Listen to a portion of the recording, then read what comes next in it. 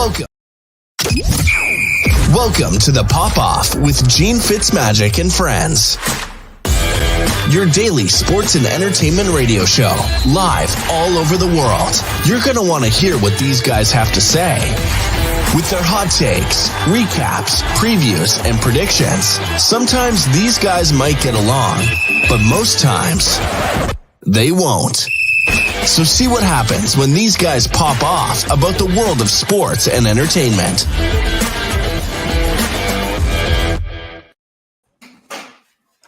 Good afternoon, everybody, and welcome to another episode of the Pop-Off Show. I am your host, Gene FitzMagic, joined as always by Caleeb Pinkett and my man, Nigel Downer. What are you doing, guys? How's it going, man? Yo, no complaints. Lovely. How you doing? I'm excellent, man. We had a big game yesterday, a couple of big games yesterday. Both turned out to be a little closer than I thought. I expected a couple of blowouts yesterday, but some big stuff happened in sports. But how's everything going? How was Nigel? We have seen you since Easter. We did talk Easter, so yeah. Well, we can talk weather, man, because up here in Canada, in Toronto, it's beautiful now. We're reported to get like 22s. I guess that's Celsius. I don't know what it is for you guys. You guys use a different system than us, but we do Fahrenheit. Yeah, that means it's gonna be warm. 22 is warm. That's it. Caleb knows what's up. So yeah, it's like hoodie and shorts weather. You know, the transition, because I'm a brother still, so I'm still like a little apprehensive. But you see the white dudes out there in like socks and sandals from time. You know what I mean? Tank tops, and board shorts. Yeah, dude, like January. You know what I mean? So it's nice out, and I'm ready. I'm ready for it. Yeah, Toronto's fantastic when it warms up. It's only warm for 3 months out the year, but those 3 months, they get it in. Let me tell you, they use every single breath of that sun. Dude, we are not messing around, man. I'll sleep for like 3 hours just like every night because you got to soak it up as much as you can. Yeah. I spent 6 months in Toronto while we were doing a Suicide Squad. And we were up there for 6 months. And let me tell you, when it got warm, like it was so crazy. It was one morning, we were going to set, and on the news, I've never heard this in my life. The lady said, "Good morning. It's like -2 degrees with a -20-degree wind chill. We suggest not exposing any skin." I was like, what? like not even like the crack in your neck, like nothing. And the people in Toronto were just moving along like it was nothing, just covered up from head to toe, walking to work outside of that. I was like, yo, these Canadians are something different. I was like, there's something different, man. Yeah. Unlike California, where it's 80 degrees every single day of the year, pretty much. Well, you know what? It's usually, but like the past couple weeks in LA, it's been a tragedy. It's been raining like crazy. You know what I mean? It made Tony wrong. I was just going to say, did they lie? Rain in Southern California. Somebody lied to Raphael Sadiq. You know? Poor guy, man. But yeah, so we do have some headlines. We're gonna do some Hollywood headlines to start off with. Let's pull that up. We got the first headline coming in: Stranger Things animated series coming to Netflix. So my question is this going to be a continuation, or is it going to be just another story within the universe? What do you guys think? Well, I'll jump in right quick, Nigel. I don't know, because it could be either thing. If it was me doing it, it would absolutely be a completely another story within the universe, because that's how you expand it and that's how you build it, right? So it's not with the same story. You create something that's in that world, whether it was a small thing that was set up in the series, a character, an event, somebody or someone or a dimension being mentioned, something like that you can start, a whole new world within it, in that universe. And then whenever you decide to come back or make a movie or do another TV show, live action or animated, you have more of a universe now to stand on. And that's what audiences really, really like. Like, it's not just the nostalgia of the idea. They love that, but it's also expanding the universe with more things inside of it. So so hopefully it's that.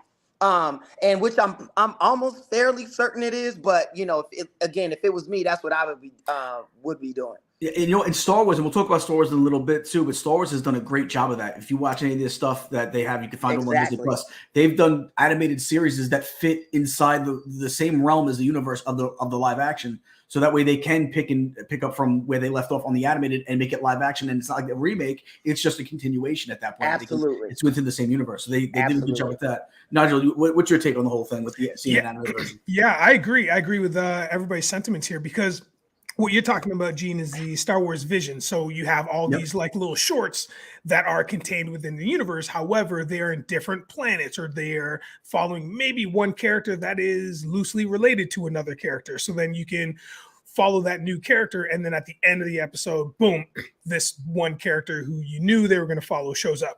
I think they're going to do the same thing with this thing, with Stranger Things animated series. I think it's a fantastic idea because, man, I'm a broken record, but nostalgia wins. And the one thing about Stranger Things was season 1, when it dropped, it just had so many touchstones. And I think that, having things like, I know Ghostbusters was in season 2, but having things like, kids riding their bikes, and that's the only way they can go around, and the arcade and all this other stuff.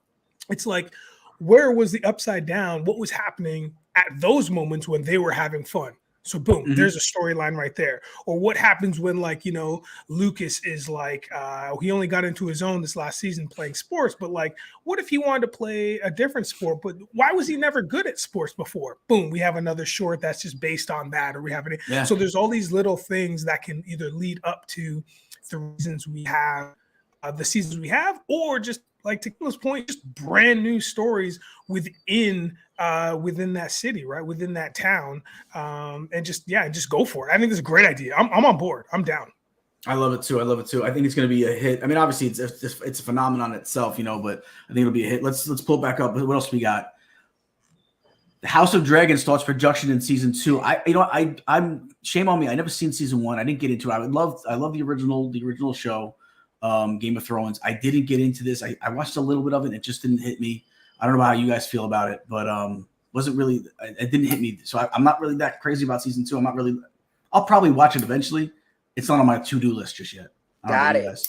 Well, that's the tragedy. You know what I mean? Was it that good? Am I missing out? No, it's not that. It's not that. I love worlds. I love mythology. I also love period and stuff. So I was a huge fan of the first version. And Me too. to go into the prequel, to see the history of the Targaryen clan, which is Khaleesi, which is her people, right? And I think it's really, really interesting and cool. Is it as strong as the first one? In my opinion, no. But I enjoy it, and shout out to Ryan Condal. He's the showrunner on that. I was working with Ryan years ago, like when Ryan was first starting. We had a project together that we never made, but that was my guy, and I'm so happy to see him show running and having a big show. I mean, because that's a major thing, you guys. Like the showrunner, for you guys that don't know, the showrunner is the person that creates and writes the show. Like they're responsible for the show, so it's a lot of responsibility. So you get all the win if it wins, but you also get all the boos if it fails, right? So gotcha. It's like it's a major position, and to see Ryan come up and do that, I just think it's great, and shout out to him. So I might be a little biased, but I do enjoy the show. They're really great with Game of Thrones. They're always good with the conflict, with the interpersonal conflict between characters, like brother, sister, mother-in-law, sister-in-law, stepmothers, all of that kind of stuff. And they create the conflict and the drama with the backdrop of a huge world that has dragons and wizards and lions and tigers and bears. Oh my, you know what I mean? So I think it's really, really good. And I just enjoy that stuff. So I'm a little biased with it. So, I'm down for season 2. A very long-winded answer. I'm down. Listen, we are cut from the same cloth today, my brother, because I am also down. Now, I know this is going to take forever to hit HBO because the production value is like thousands of millions and up billions of dollars to make. But when it comes out, I really enjoy it. And listen, let's remember that these are all human beings making and creating this thing. So not all the episodes are hits. Not all of them are going to be hits. But That's know what? Some of those hits, or some of those misses, I should say, have nuggets. And they have nuggets that either take you into the next episode or take you into the thought process of like, wow, overall, that season was fantastic. And I think season 1 was really great. To Kayla's point, I love going back and seeing how the Targaryen family, how they became the Targaryens, like how they became the family that was honing dragons. I think it's absolutely amazing. And now in season 1, bro, you get to see was it 3 or 4 dragons, and it's like when you now see them and how big they make them and how different they make them. I'm not great with the names, but visually, whoa, dude, it's pretty stunning. So season 2 is probably just gonna be bigger and better and more fire. There's gonna be more fire. I'll give it a whirl, man. I will. And so then let's move on. Howard Stern slams Kid Rock for shooting Bud Light cans over the Dylan Mulvaney can design. I don't know if you guys heard about that. I guess Kid Rock was upset about they did a gay pride can, and he was really upset about it, so he started shooting Bud Light cans, and Howard Stern slammed him for it. Margot Robbie, when she first read the Barbie script, she thought it was going to be rejected by Hollywood. I think it's going to be a huge hit. I mean, I don't know if it's for me, but that's gonna be right up there, I think, with Mario Brothers, even though it's live action. But I'm saying I feel like it could do that same kind of numbers, no? It absolutely can. I don't think it will because Mario Brothers was a video game that transcended ethnicity and sex, right? So boys and girls play Mario Brothers in every ethnicity. Barbie was very specific to it. You lose half, so it's for girls. Yeah. And so not everybody was into Barbie like that, only the girls. So I think it's going to do very well. I think having somebody like Margot Robbie playing the lead, see, what people don't understand is Margot is a real actress. Yes. She can act. Yeah, she's fantastic. So she's going to be able to deliver this character. You got Ryan Gosling, another master actor. It doesn't matter if he's playing Ken. You got to understand these people are skilled at this. So they're going to be able to portray something and make it look easy when it's actually difficult. I think it's going to be successful. I think it's going to work. I understand why Margot said she thought it was going to be rejected because it comes across as a little like campy, a little this. Cheesy. Yeah. It all depends on the story. And plus Margot is being a little humble, I would say, because she's Margot Robbie. Like if she attaches herself to something, it's damn near a green light. Straight up, because there's not that many actors you can bank on to open or to carry a film, because they're selling this off of Margot. Ryan Gosling is in it, but they're not selling it as Barbie and Ken. They're selling it as Barbie. So this is on Margot, right? So that's a big thing, y'all. That's millions and millions of dollars, as Muhammad Ali would say. It's like that's a lot. So I understand her fear thing. And then real quick to the Kid Rock thing, man, let Kid Rock live. That's the beauty about America. You have to allow people to have whatever opinion they like, right? You don't have to agree, but he has the right to shoot a can. If you don't like it, take away his right to have a gun. Take away his right to have his own opinion. And then we're not in America no more. So if we're going to support those, you can't censor what somebody thinks or feels just because you don't agree with it. I agree with you. And in fact, the American way to do it would be if he wants to boycott Bud Light and you actually have a problem with that, that's fine, but then boycott his music. You don't have to listen to him. You don't have to do anything, and he doesn't have to buy Bud Light. Like, it's fine. Yeah. So and to me, I think when we cut into that, we lose what the point of America is and was. You know what I mean? 100. So I think it's stupid to be upset. But Howard Stern has the right to say I don't like it. Well, yeah, his thing was like, why does it bother you? It shouldn't bother you so much that you decided. But again, you said it's his right to disagree. That's what America is. But that's where it is. So let's see what else we got. We got Julie Bowen being added to the forthcoming Peacock series Hysteria, which big Julie Bowen fan from Modern Family, but I don't know enough about Hysteria. Have you guys know what the series is about yet? I haven't even heard of it. Well, no. And I'm sad to say I haven't heard of it. Okay, here's the thing. There's so many new projects coming out on all these different streaming platforms. Yeah. It's hard to keep up with everything. It's like being at a buffet, right? You go to a buffet, there's so many options. You're like, I don't, it's like system overload, sensory overload. It's just too much. So at times it's that. I haven't educated myself on Hysteria, so I don't want to say nothing crazy, but I do know of Julie's work. Julie is a great actress. She's I'm fantastic. glad to see that she's still working. I'm just happy to see anybody doing anything, because it's difficult in our business to sustain a career and to continue on, because at any moment your gravy train could just be stopped. Especially women. I feel like she's at that age where you see a lot of women not get the roles they used to get. So it's nice to see, it's always like that top 5 actresses work forever, but there's always those after that. It seems like, like Meryl Streep's always going to work, but it seems like there's a short list of female actresses that are always going to be able to work. And that's a shame. And hopefully this is going to buck that trend a little bit, Right. Hopefully the show is good. Hopefully it is. It is. I mean, Peacock. I like so far some of the programming on Peacock. So hopefully they are doing something good over there. Yeah, I like our show. We got to give a shout out to Bel Air. I love what they're doing over there on that. But I also am a huge fan of Poker Face. That show was. You know what? I've been wanting to see it, but to me. I wanted to see it. I haven't had a chance to see it just because I'm catching up on things. But you're right about Bel Air. Bel Air is fantastic. I know some people had an issue with some of the little changes, but I like the little changes. It makes it stand out on its own. Well, it has to. Like a good looking Uncle Phil. Everyone's like a skinny, an inch shape Uncle Phil. It just feels weird. I'm like, it's a different show. Like you can't look at the other one and look at this one as the same. But I'll tell you what, the kid they picked to play Will, he's got Will's facial expressions down pat.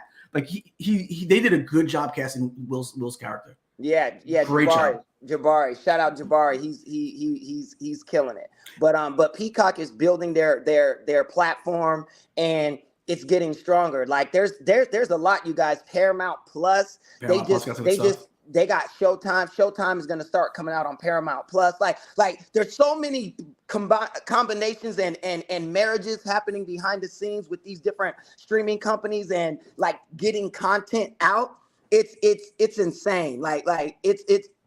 Eventually they're going to get it all streamlined, and I hate to use streamlined when I'm talking about streamers, but that's essentially what it's going to be. But I'm excited, you guys. Like, there's so much opportunity. The only thing stopping us right now is this impending writer strike. They're voting this week, so God willing, it doesn't go through. But if it does, hopefully it gets. We're able to close the deal faster or sooner than later. You know what I mean? Because it holds everything up. Yeah, the part of it wants to ingest all that entertainment, doesn't want it to happen. But even the people doing that, when you think about it, these are all people. They got to pay for they have families and stuff they got to support. So you want it to go through and not be an issue. Because people may think you're talking about. Oh, so Margot Robbie and Ryan Gosling can't work. No, it's the below the line people. It's not them. It's the people that they say below the line, which feels a little disrespectful when you understand what it means. But I don't mean it. I did it come off disrespectful? I don't mean it to. I just know that's the term. That's the term they use. You don't know. That is the term. I'm saying, to me, it comes across as disrespectful. Like on set, they'll say A team, B team. B team are all the backups, like your stand-in, stuff like that. Mm-hmm. Like they market like you're not LeBron James type thing. I know that, right? So like I don't like that on my sets. It just feels so like we have food for the above the line and food for below the line. Whose menu you think is better? Just take a guess. You see what I mean? I didn't know that. Like there's stuff like that. So I say all that to say. But it's true. The below the line, and those are everybody that's doing all the damn work. Your grips, your electricians, your transportation, lighting, like where the heart comes from, man. Stuff, they can't work, and they need the money. Yeah. So you're actually hurting them. Like the people that you know is the top 0.1%. Yeah. There's everybody else that's not getting paid or working during this time. So that's why we really hope we can get through this quickly, because it's the people that really need the paychecks that won't be getting them. That's 100%. And we say a little prayer for these guys to make sure everything goes smoothly and nobody misses a paycheck. But what else we got? We got Jeremy Renner walks the renovation red carpet after the snowplow accident. I don't know if you guys have seen that with that he's able to move around. He's got a new show on Disney Plus where they renovate like buses for like schools and stuff. They do these renovations for things for small town transportation things where I think they did like a team bus. They did stuff like that where it's nice to give back to the community. That's what it basically is. It's kind of like, what's that show they used to have where they would fix up people's houses? The whole town would help. That bus. It's basically like that, but now they're actually fixing the bus. So it's nice to see him actually. I believe they said he needed a motorized cart at a few points on the red carpet, but for the most part he was walking. So it's nice to see him out and about and moving around a little bit too. Taylor Swift is officially single and back on the market. Anybody interested? Me. I haven't said anything because I've been waiting for that topic to come up. Just me. I was like, Nigel, my time. Nigel only wants to date her so he can be famous in a song that he writes about her after they break up. That's after 1,000%. Yeah, I'm okay with that. Just immortalized in a track that's like, I don't know, in the top 10 Billboard for what, I don't know, 157 weeks. I'm in. I got the name of it. Nigel's a real downer.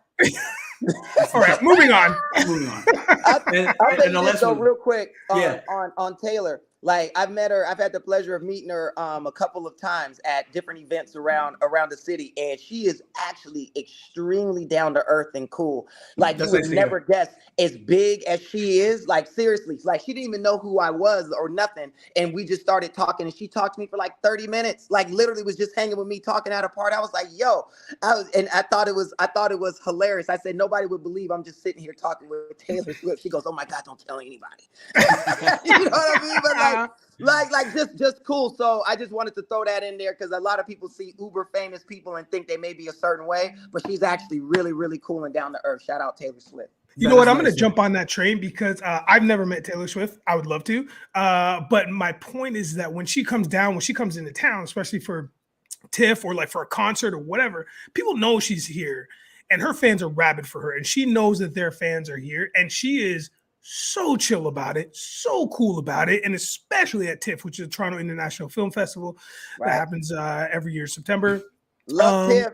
Yeah, she'll stand out there, and if she's not signing, like, you know, in front of a movie premiere, she'll just stand and she'll wave and she'll say hello and she'll see those people that are just dying to meet her, and she'll go over and she'll hang out for a hot second, and it's like, those are the stars, Caleb. Those are the ones that you see, and it blows your mind that they are so genuine and so real. I'm going to shout out my boy Drake. I've met him a couple times. I've been in a couple of his videos, and I remember the first time I met him, and we had a conversation. This brother looked so deep into my soul, into like my psyche, because he was just interested and paying attention. He was present.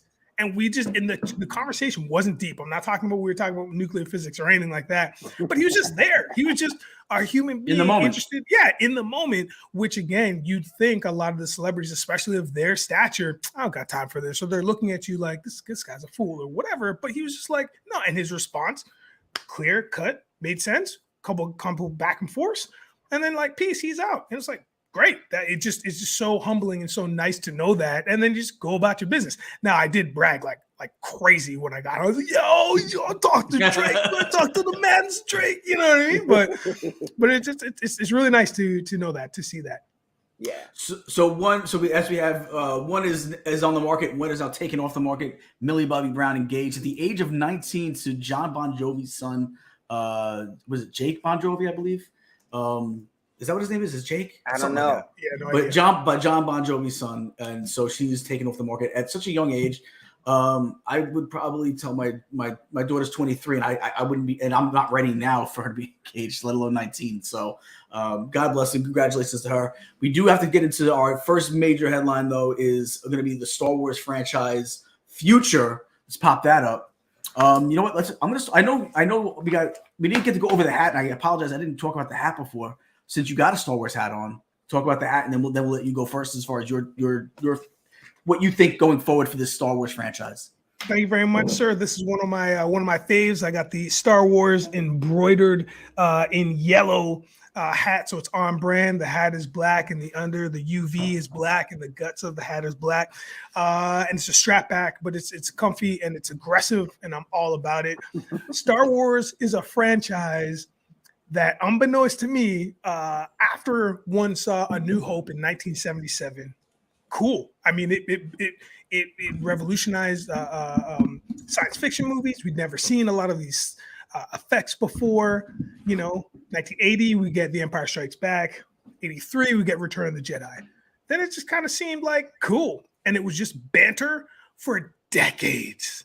Yeah. And then, which is the bananas part, is that I would say, in the last decade, we have gotten upwards of 13, 15 different pieces of or properties that are associated with Star Wars on our streaming, on cable. Like, it's just crazy how fast and how much this franchise has really blown up and taken off. And we've done a nice deep dive. The same thing that we talked about with the with Stranger Things animated series. Now we're talking about with Star Wars, how we're getting all these different wicked stories. Take them or leave them. It's totally fine. It is up to you. I'm not going to yuck your yum, but there's all kinds of great properties. I've never is that a Canadian thing? Yuck your yum? Yeah, I'm not going to yuck your yum. You know, yeah, man. Is that Caleb? Have you ever heard that expression? No, I haven't. I thought it was pretty cool. I think it must be a Canadian thing. There you go. You're allowed. You can use it. But I'm not gonna do that because I feel like there's so many things with this IP, with this Star Wars universe that there's something for everybody. Even when they jumped into the animated stuff with the Clone Wars and Clone Wars, I mean that was something Bad Batch too. Yeah, I'm like, I'm not gonna dip in really. I'm okay, but now I'm like, I gotta dip in because I wanna complete some stories. Yeah, you know what I mean. So I know I'm taking a lot of time on this, but there's just a lot to it. There's a lot to it, and the Mandalorian right now is getting a little bit of heat, season 3, just because the storyline has kind of changed from what we had in season 1, season 2. I don't want to spoil it for anybody, but it's taking some heat. But you know what? It's fine because the next 2 episodes, only 2 episodes left from this date that we're recording today. And I think it's going to shape up and it's going to just hand off the baton to Ahsoka, which we'll talk about later. I'm gonna be honest. I'm not that into, for whatever reason. I love The Mandalorian. This season has not captured my attention as much as and I don't know if it's because they're saving it for like the end of it. But I'll tell you what, Studio Chief Kathleen Kennedy, she said that we're looking at 3 new movies in the upcoming years, 4 new series. One of the movies I'm really excited about is kind of like the Jedi meets like Star Wars, or the Force meets 10 Commandments. It's like the beginning of the Force. It's how it, it's like it's like Moses in the desert. This is going to be Acolyte. No, the Acolytes actually takes 100 years prior. This other one, it's the Dawn of the Jedi. That takes 25,000 years prior. And that's going to be basically how the Force starts. So I'm really interested to see with that, because that's where it's basically that's the genesis. Not to use a biblical term, even though we're talking about something like that religious, but it's the genesis of what we know in all the stories of Star Wars. From every episode, the Force has something to do with something. Even in the Mandalorian, where it's not that prevalent, it still is a part of even the Mandalorian. And to see the genesis of it and how it started and what the originators of this space religion is, to me, is really interesting. And I know they got James Mangold to do it, who's a fantastic director. So I'm excited to see what he does with it. And that's, I think, the one that captures my attention the most. The Acolyte does look good as well, but the Dawn of the Jedi to me is the one. But as far as franchises go, Caleb, are you excited to see what they do in the future? Are you a Star Wars nerd too? No, not as much. I like Star Wars. You know what I mean? I would watch it, but like the decades that Nigel described, I started doing all kinds of other stuff during that time. So I lost a whole lot of interest, right? And so now after Disney bought it, and then they come back and they're building everything, it's like, oh, okay, certain things that grab my attention, I'll watch, but like I don't follow it like that. Like, you want to know what I would really like to see? I would like to see the genesis of Spaceballs, or best spoof movie ever. I love Spaceballs. You know what I'm saying? I'm a big Mel Brooks fan. You know what I mean? Definitely. Robin Hood Men in Tights, that guy. So anyway, Blazing Saddles. But I'm definitely excited to see it, because what they're doing with Star Wars is they are showing you the blueprint of how to do it. They're just they're taking stories that, like you said, oh, it's the Moses thing. It's the Genesis. Yeah. It's like, how do we tell that story in our world? Oh, here we go. You know what I mean? Like, once you have a universe established, you can take stories that are already known and revamp them and work them into your universe, and they will come across as fresh and new, and people will love them because you're maintaining the same emotional tentpoles through the story that hit you and keep you locked in. You know what I mean? So I think it's dope. Like the Mandalorian, the coolest part of it was that he had Yoda. Baby Yoda. I'm like, yo, that's cool. You know what I mean? Because to me, the Star Wars watcher that I was, Yoda was like everything. You know what I mean? So to see Yoda as a baby, you're like, yo, this world is immense, to say the least. And I'll also say it's so crazy. Kathleen Kennedy, right? Shout out to Kathleen Kennedy. She was one of the first major producers when I started my career that took the time to sit and meet with me. Wow. And she gave me advice on how to produce, what to do, type of projects to look for, how to treat people, all of that. She is a genuinely good person and a fantastic executive, and she earned everything. She was Steven Spielberg's assistant, and is now running everything. So just understand like the levels that it takes and the things that you got to be willing to do and sacrifice to get there if you love it. But she's had a wonderful career, and I just have to have nothing but the utmost respect and hope nothing but the best to continue for her. She's on a hot streak right now. She's running that whole franchise. So God bless it. Let's switch gears a little bit. Let's get back to some sports, man. We're gonna recap some of these games from last night. Playing. So we have, let's go over the Atlanta-Miami game first. Again, there we go. I feel like this was a little closer than the score would indicate, 116-105. There's a couple of telltale things that I think really is what really set this game apart. First off, Oladipo not fully back yet. This could have been a whole different game with Oladipo back from injury. He's playing, but he's not altogether back. Butler, 6 of 19, though. Jimmy Buckets was not – he was Jimmy anti-Buckets yesterday. 6 of 19 from the field. Young, 25 points – almost had a triple-double, 25 points, 8 rebounds, 7 assists. But here's where the biggest part to me was. Off the boards, 63 rebounds to 39 rebounds, Atlanta. Capella with 21 of them himself. You cannot get out-rebounded like that and think you're going to win the game. That's right. 1,000%. You know what I mean? Like, that's exactly it. And especially if your offense isn't clicking, as you see, you went from Jimmy Buckets to Jimmy Bricks yesterday, even though I love Jimmy Butler. Like, that's what happens. And every now and then you will get a cold game where you're not hitting. So you need Tyler Hero or somebody else to step up. And that's not what happened. Oladipo too. Like, him being injured and all of that, like, it's difficult, to say the least, when you're playing against a young squad like Atlanta that's hot, that's trying to play. And Trae Young, had a little bit of a chip on his shoulder yesterday. They've been hearing about the issues that they've been having internally with the team. Mm-hmm. He didn't like being put on Front Street. So there's nothing like being dissed in the media and then coming out and balling, right? So it's like it stops all that negative talk. It shows your value. So again, it sucks, but Miami's not out completely. It's still got one more game. They could still sneak in. And let's send it over to you, Nigel. But the one thing, another big chunk of reason why I think they couldn't compete yesterday is the only guy that was scoring was the guy off the bench, Lowry, who you're familiar with up in Toronto. Mm-hmm. He scored 33 points off the bench, led the team in scoring. But other than him, they only had 4 of the points off the bench. Like, you need more than one guy to come off the bench and score. They had 4 points other than what Lowry put up off the bench. Your bench is going to get outscored. You can't win a ball game. Let me talk about the Miami Freeze for a second. And the reason why I call them the Miami Freeze is because if one of the biggest things that I noticed about this game is that nobody showed up. I'm not even talking about the players. I'm talking about the fans. If you watched the game, there was empty seats the whole game. And I was like, okay, maybe in the beginning, people are taking their time to get there. It's a playing game, so people are excited. So they're at the bar, they're doing the thing, the weather's nice, and they'll trickle in by half. That definitely didn't happen. And then in like the third quarter, like between third and fourth, I was like, people still haven't showed up. They still at the bar. They still at the club. Like, nobody showed up. And I think that just set the tone. That was the presence for how this team was going to play. Butler was frustrated. Lowry showed up out of nowhere and dropped 33. Most points in 2 years. Dude, nowhere. He was playing like a man on fire, pardon the pun, you know what I mean? But then that was it, man. Like, that was it. And it was embarrassing to watch them because you could see how frustrated they were with themselves, with the style of play, and that Atlanta was just doing what they wanted, man.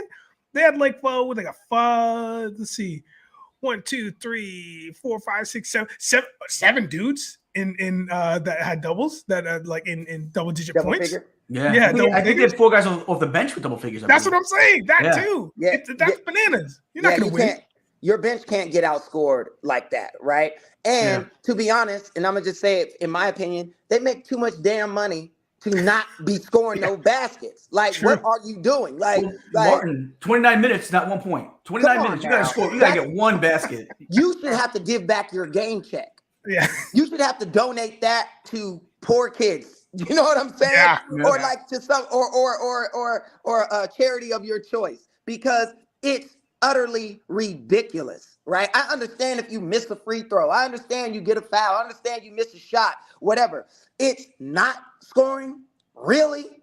You know what I mean? Like it's just crazy. And Nigel, just as a little slightly caveat, the weather was horrific in Miami yesterday. So maybe it started with the weather then, man. So people were probably like, oh no. And it's playing, and we probably gonna lose, you know what I mean? So there's that. But I will say, I agree with you 100%. Like, it comes down to bench play and then the rebounds, like you were saying, Gene. I mean, come on. It's you can't expect to win getting out rebounded by 20 plus rebounds. It's just it's very difficult, to say the least, especially again if your offense isn't clicking. 100%. So switching gears over to LA, Minnesota, a way closer game. I thought LA was going to run away with this one, man. I thought it was going to be Lakers all day. Minnesota kept it close. In fact, Minnesota was up by, I think 11 at the half. Caleb, were you surprised to see how much they were able to really stick it to the Lakers early? Well, yes and no. Yes, because I agree with you. I thought LeBron, AD, Rivers, all of these guys, D'Angelo Russell, all of them were going to be able to. I thought they would gel and like smack these guys up, especially without Gobert to help Cat. You know what I mean? Mm-hmm. But I'm not surprised because, again, these are professional NBA players that heard that everybody thought they were going to get blown out. So they had a reason to show up and play. You know what I mean? Mm-hmm. And they actually did. They pushed it. They made the Lakers have to earn that spot. Now, what we're going to see is, can the Lakers sustain this over a 7-game series with a limping Memphis Grizzlies team? And why I say that is because they don't have Mr. Adams in the middle. There's nobody to contain or deal with AD, right? So that's going to be an issue, especially with LeBron out there at any time can go for 20 or 48. You know what I mean? Like, you don't know. It depends on the game and the circumstance for him and all those other role players that they have. Like, the Lakers are an issue. With Steven Adams, I would think the Grizzlies, absolutely, probably like in 6.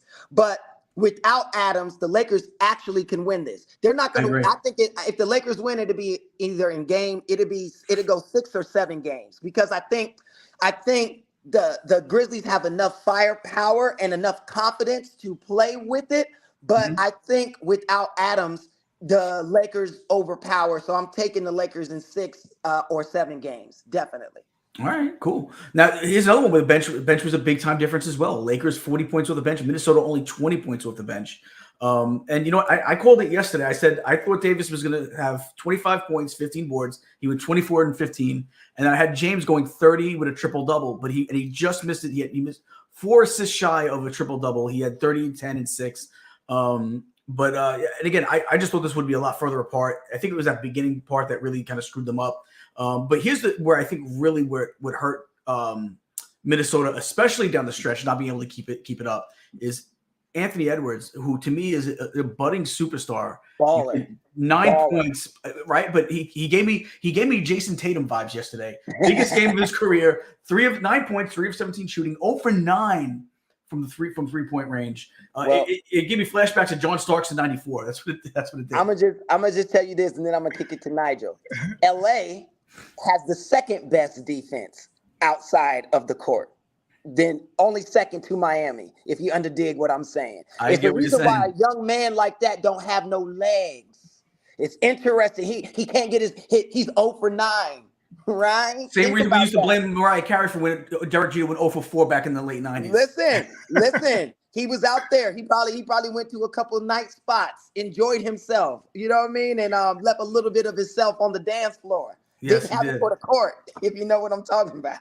Again, Jason Tatum vibes. What's your take on it, Nigel? With the repugnant trip to a playing game for Anthony Edwards? Oh, listen, man, I'm gonna tell you this. Like, unlike the chill that had frozen over Miami, like LA must have been hot, because out the gate, we saw an LA Lakers team that we hadn't seen in a very long time. Cohesively, they came out on all cylinders. It was fascinating to watch. Like, the lights couldn't have been hotter. They couldn't have shone even brighter. Like, it was a show that they wanted to put on for the fans, and they wanted to make their mark. And then by halftime, they're down. And you're like, what is happening? Because Minnesota showed up. Minnesota's like, cool, man, but we're going to kill you softly. You know what I mean? So in the box score, first quarter, Minnesota 28-22. And then second quarter, Minnesota 32-27. And I was like, oh, okay, this might be over. Your boy admittedly fell asleep for the third. For the third. I passed out. I'm tired, man. I'm on the East Coast. That's right. And then I wake up for a hot minute, and we're talking about overtime? I was like, what? What? I thought the game was put to bed. LeBron looked tired. He was very inconsistent in his play, which is very interesting to see because we've never seen this LeBron other than when he's been injury-riddled. But now it's like a LeBron that's older. And he's just like, this is a grind. He's playing with young men, them. He's playing with some youth. And it's a toll, man. And like Caleb said, now it's like, can this Lakers team last the test of time when they're going through the rounds? If they do make it out of first round, can they do second round? It's a legit question because Anthony Davis, every time he had the ball, I was like I kind of, my body tensed up, my shoulders or my ears and my fists are clenched because he was playing like a man on a mission, which is great to see. So shout out to the Timberwolves because they brought everything. I mean, Cat brought everything, and you could see the determination. And I just wish it ended up on their end, their side. But yeah, and James played great. Like, LeBron is, as you know, he played great, but like tired. So it was a game that I just didn't expect. That's really the overview for me. It's crazy. If you get just a normal game by Anthony Edwards, they probably win this game. If you just get a whole home game instead if you'd have made half his 3-pointers, if you'd have made 4 out of that 9, right? And it's a totally different game. And you got even with the so LA even had some big guys coming off the bench. Schroeder, 21 points off the bench, hit that clutch 3 at the end of regulation, hit those 2 big free throws to ice the game in overtime. And then even Hachimura came in and made a couple of big plays too in overtime. I think he got them the lead in overtime and they never looked back. With Hachimura, hitting that 3, I think he finished with 12 points off the bench. So another one too. Again, the bench has been important in a lot of these games. I think we underestimate the bench a lot. Benches are everything in the NBA, especially when you have an older team like LeBron and an injury-riddled player like Anthony Davis. You need a strong bench, and absolutely, they showed up yesterday. Mm-hmm. You know what? I love that now that this is part of the conversation that we're talking about the bench. Because the bench has been so pivotal in winning championships, specifically in recent history. I'm talking about my 2019 Toronto Raptors. If it wasn't for our bench, like we could go deep. And it's like now we're seeing what happens when you load manage your stars, but also when they get into the thick of things, they need help. When they're sitting, some teams are dead in the water. When your stars are sitting and the bench comes out, some teams are dead in the water. But having 2 or 3 guys that you can really count on, Schroeder's that guy, and he's always been that guy. He's bopped around, I know, but he constantly does things like this, man, because he's a vet. He knows what's up. I mean, the guy dropped 21 from the bench, so it's like, the bench is like you said, Caleb, the bench is everything, man. Everything in the NBA, everything. It is, and and it showed it yesterday. But so they advance. Minnesota still has, obviously still has a shot. We'll see what happens. But let's bring it over to tonight's games. Chicago versus Toronto. I know this is a big one for Nigel. Yeah. Now, you taking the Bulls, right? Oh, listen, man. I'm going to sign off real quick, bro. Oh, but hold on a second. Let me just yeah, I knew that was happening. Get this happening right here. Now, for those who that will be listening later on, I just put on my royal blue Raptors hat, got the white claw ball logo in the front, and on the side patch, you can't see it, here you go, boom. Side patch is the Larry O.B. in silver. It's a fullback hat, baby. Look, the Raptors need to show up tonight. I've used that term a couple times, but tonight they need to set the presence. They need to start it early. They're already a threat. People know that. People know that about Toronto. But I think what's happening is when you come in as Chicago's they're not playing around either. So our stars like OG, Siakam, all those guys got to really step up. And Van Fleet, he has got to be the absolute floor general that we know he is, regardless of wherever he is stats wise in terms of his contract and free agency and stuff. He's got to still prove that he can be the man in this situation and really lead and be clutch. I agree with that. They're such a deep team. I mean, that's what I think we were talking about it on Monday. They're a bunch of they might not have like a 10 on their team, but they got a bunch of 6, 7s, and 8s, and they go about 8, 9 deep. So it's such a deep team of solid players that they could really run up against anybody and really sneak out a win. Caleb, what do you say? I think, in my opinion, I think the Raptors win this. I think they win it in 6. To be honest, I think they'll beat Chicago. Chicago will get 2. But I think. Well, this is the plan. This is the plan. We're doing the plan. Oh, that's right. My bad. I think Toronto's going to win this game. But I would, if it was a full series, I would still take Toronto over. I would take them in 6. But since it's just a plan, I think Toronto wins tonight. Like they're going to blow them. They're not blow them out, but they're great when they're playing at home, especially when there's something to play for. Yeah. And if Fred VanVleet goes for 30 plus. Siakam goes for 20, 25. It's a wrap. Like it's a wrap door. You know what I mean? I think they win. I really do. I do. Chicago has a good squad, but I don't think they got it. And when it's a 1-game thing, playing in Toronto it's hard, man. What do you got on the spread? It's a 5-point spread. Raptors favorite. Taking the Raptors? Absolutely, but I think it's gonna be more than that. I'm thinking 7-10. Me too. Yeah. And it's a shame because I like a lot of the players that Chicago has. I like Levine and I like DeRozan, but DeRozan's also a little long in the tooth too. And Levine hasn't met a shot he doesn't like to take yet. So that's right. There's some soft spots on that team to be for sure. But you know what? Let's also switch gears over to the other game, the last of the playing games we have. The OKC versus New Orleans game. What do you guys got with this one? Let's start with you, Caleb. For me, this is the least the playing game with the least amount of interest on my end, right? But I think New Orleans wins this one. I think New Orleans beats OKC. OKC needs another 2 years to really gel with their young boys and get that team together so they can start competing again. But New Orleans is right there. Like they really could do something. They're not without Zion there with them to help. I think with Zion they would be more of a force in the Western, but I think they definitely beat OKC. That I think they take them and they're out in the first round. I think SGA is the best player in the game, but I don't think he has enough help to sustain a win. I agree. I think it's going to be New Orleans. New Orleans again. They don't have Williamson. Will he ever play? Who knows? I guess he hasn't played much. Don't be like that. It's so frustrating because we all saw what we saw in college, and we just hoped that it would carry over to the pros. And he's just been so soft. And I should say that's unfair to say. He's had legitimate injuries, but it's just been something that I think as fans we just want to see him play because he's exciting when he's on the court. Nigel, is he not one of the most exciting players on the court when healthy? Yeah, I can't disagree with you. I'm also going to say that Shy, I mean, listen, Shy's Canadian, kids. So I'm going to go against y'all, and I'm going to go with OKC to win this game. Okay. I think that it might be, and I'm totally in agreement that this game is the least exciting for me. So much so that I'm definitely going to bed after the Toronto game. I'm not staying up for this one. Zero chance that I'm staying up for this one. But I mean, shout out to my man Shy, Toronto, born and raised. Listen, he's playing lights out, and everybody's recognized it. Everybody is recognized it. So, but can one man lead a team like OKC at this point against a bunch of vets?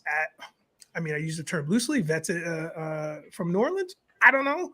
Right. So I guess it's kind of the next round that I'm looking forward to more so. But I'd love to see Shy do some damage, and I want this to send a message to Zion, not in a bad way, in a positive way. Like, listen, man, we want you out there. You're still in conversations, even though you haven't played. It's like We want you out there. And I'm sure he's frustrated of his injuries, his ongoing injuries constantly. And this game would be so much better. Can you imagine? Think about it. Shai and Zion going against two young bucks going against each other. Like that would be a matchup. Then I'd stay up for at least half. Well, chances are if Zion was healthy all year, they wouldn't be playing in the playing game. They'd probably be in the playoffs. So true. You're not wrong. So that's that. But I'm gonna say OKC just to switch things up. No, I think that's a good pick, and I get it. You know what I mean? I was just going with the vets as to why I think because they played together a little more. They understand and it's just one game. Yeah. It's not a series. Yeah. You know what I mean? So I think I was going with that. But to the Zion thing, just real quick, I think what ends up happening is when you play a certain style of play, your entire career, your body can't, your joints and bones aren't built to sustain that amount of weight with that kind of up and down, jumping and stopping on the dime and turning and all that. And you injure things and then you play through them, which only causes them to get worse. Like you're hurt and then you become injured based on continuing to play, right? Yeah. Because you feel the pressure to play. And I think Zion actually will have to change his game completely. It's the same thing I think about Ja Morant.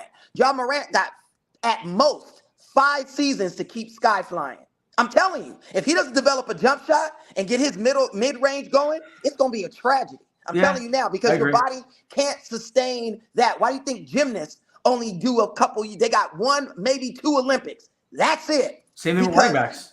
And they're way less and in way better shape, and your body just can't sustain that kind of pressure on the joints and stuff consistently. So I think Zion needs to, and I'm not, don't say, Caleb was fat shaming. I think he needs to lose weight. Yes, I do. I think he needs to lose about 20 to 30 pounds, which then changes his game. I get it. Now you're not that big force in the middle and on the right, but in order to sustain a career, he would have to change his game, develop a jump shot. You can still be in there, but you should lose some of the body weight and get a little bit more lean muscle and to be able to help your body help you. You know what I mean? It's what happened to Shaq. If you watch the Shaq documentary, Shaq said the same thing.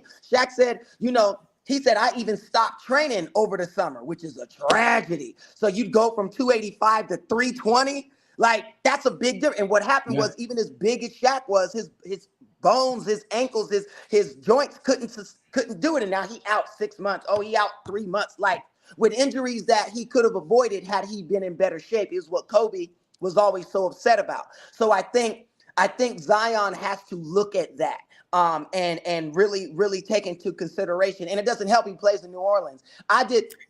We were doing a movie in New Orleans one time. I'll never forget.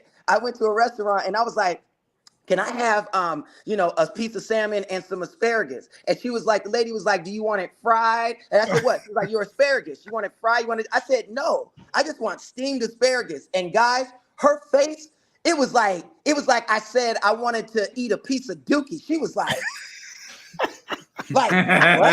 She was like, you don't want it fried?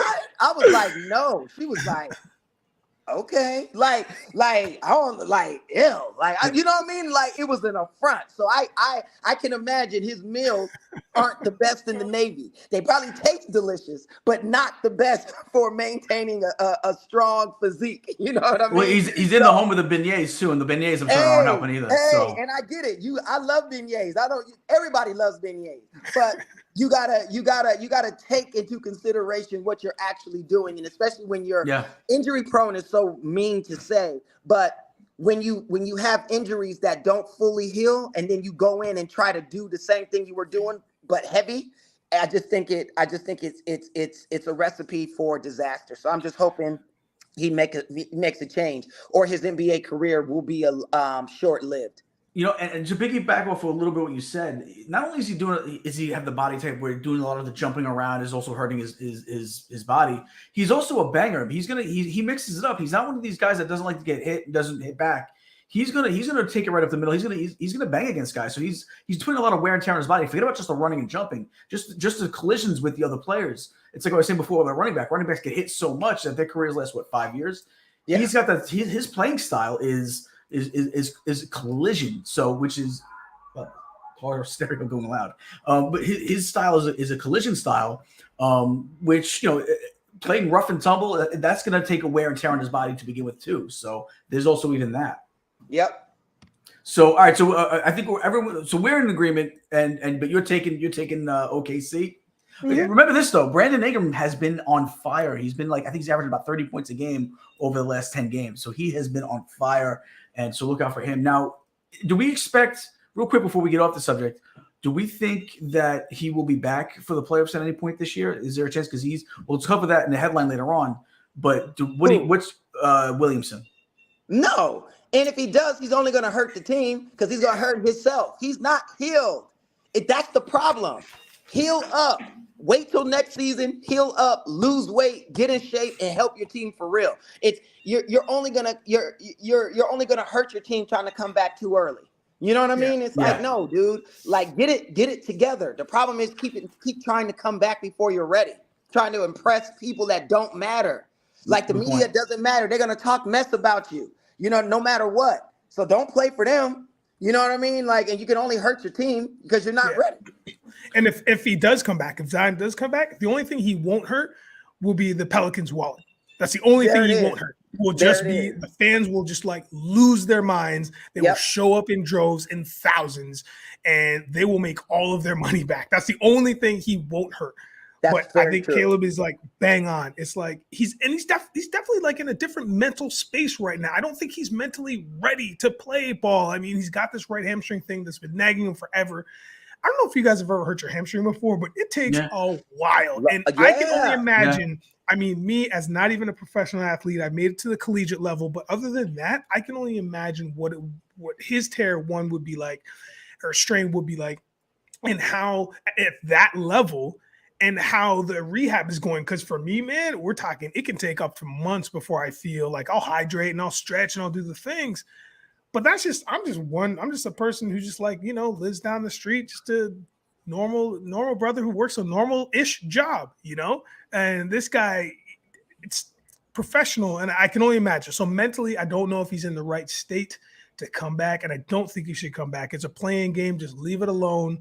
Well, I'm not even talking about for the playing game. I'm talking about for the play. If they were to get past regardless, play in, or if they win and then they go further, regardless, whatever the thing is, just street clothes, look high fashion, and just be on the bench and just support as aggressively as you can. That's it.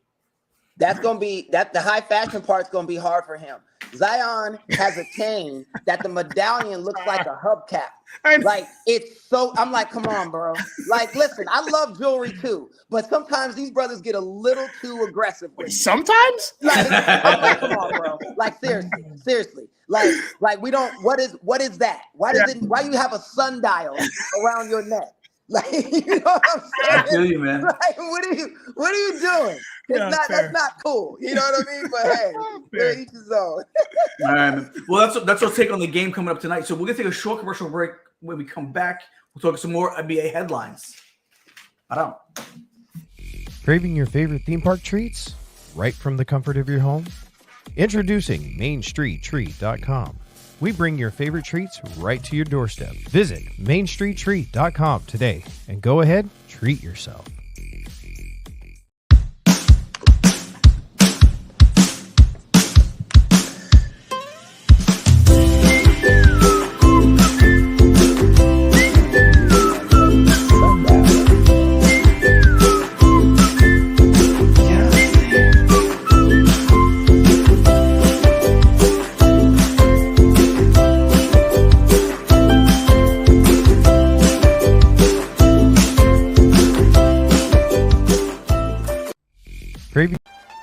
Happiness is addictive. Passionate about spreading laughter and creating smiles worldwide. Happiness is addictive brings our global community together through humor, optimism, cheer, hopefulness, and merriment. Happiness is addictive.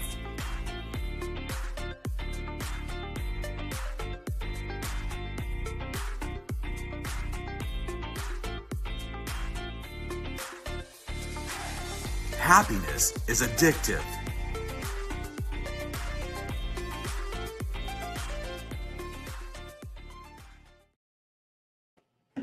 Guys, looking to book a vacation, try your fairy tale vacation with our good friend Neil Schuchart. You can reach him at his email, Neil, Neil, at yourfairytalevacation.com. You can find him on Instagram, Disney Universal Travel Planner. You can find him on his cell phone, 713-817-5934.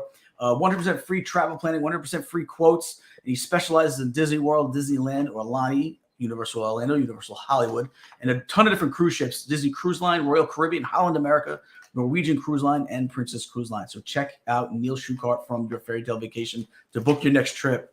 All right, guys.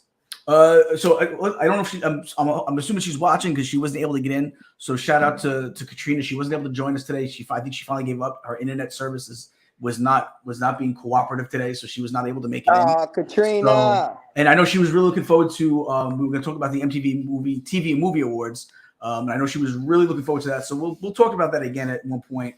And she'll be able to give us her input on that. But I know she was really excited to talk about that today. So she may join us on Friday to make up for today. But at the latest, you guys will see her next Tuesday. So, but shout out to her. I'm sure she's watching. And sorry we miss you. But yeah. So let's get into some NBA headlines. We went over some Hollywood headlines. Now it's time to do some NBA headlines. Up first, Giannis says he considered retiring in 2020. Anybody shocked about that? No. It's what happens with frustration and things. And then when you finally win the chip, it's like, what else is there? Right? Because it's the biggest conundrum. It's the conundrum of life. Once you win something and once you achieve what your goal is, it's like the only thing to do is do it again. Right. And then that just becomes repetitive unless you're just that type of person. You know what I mean? So it doesn't shock me that he considered that he considered it.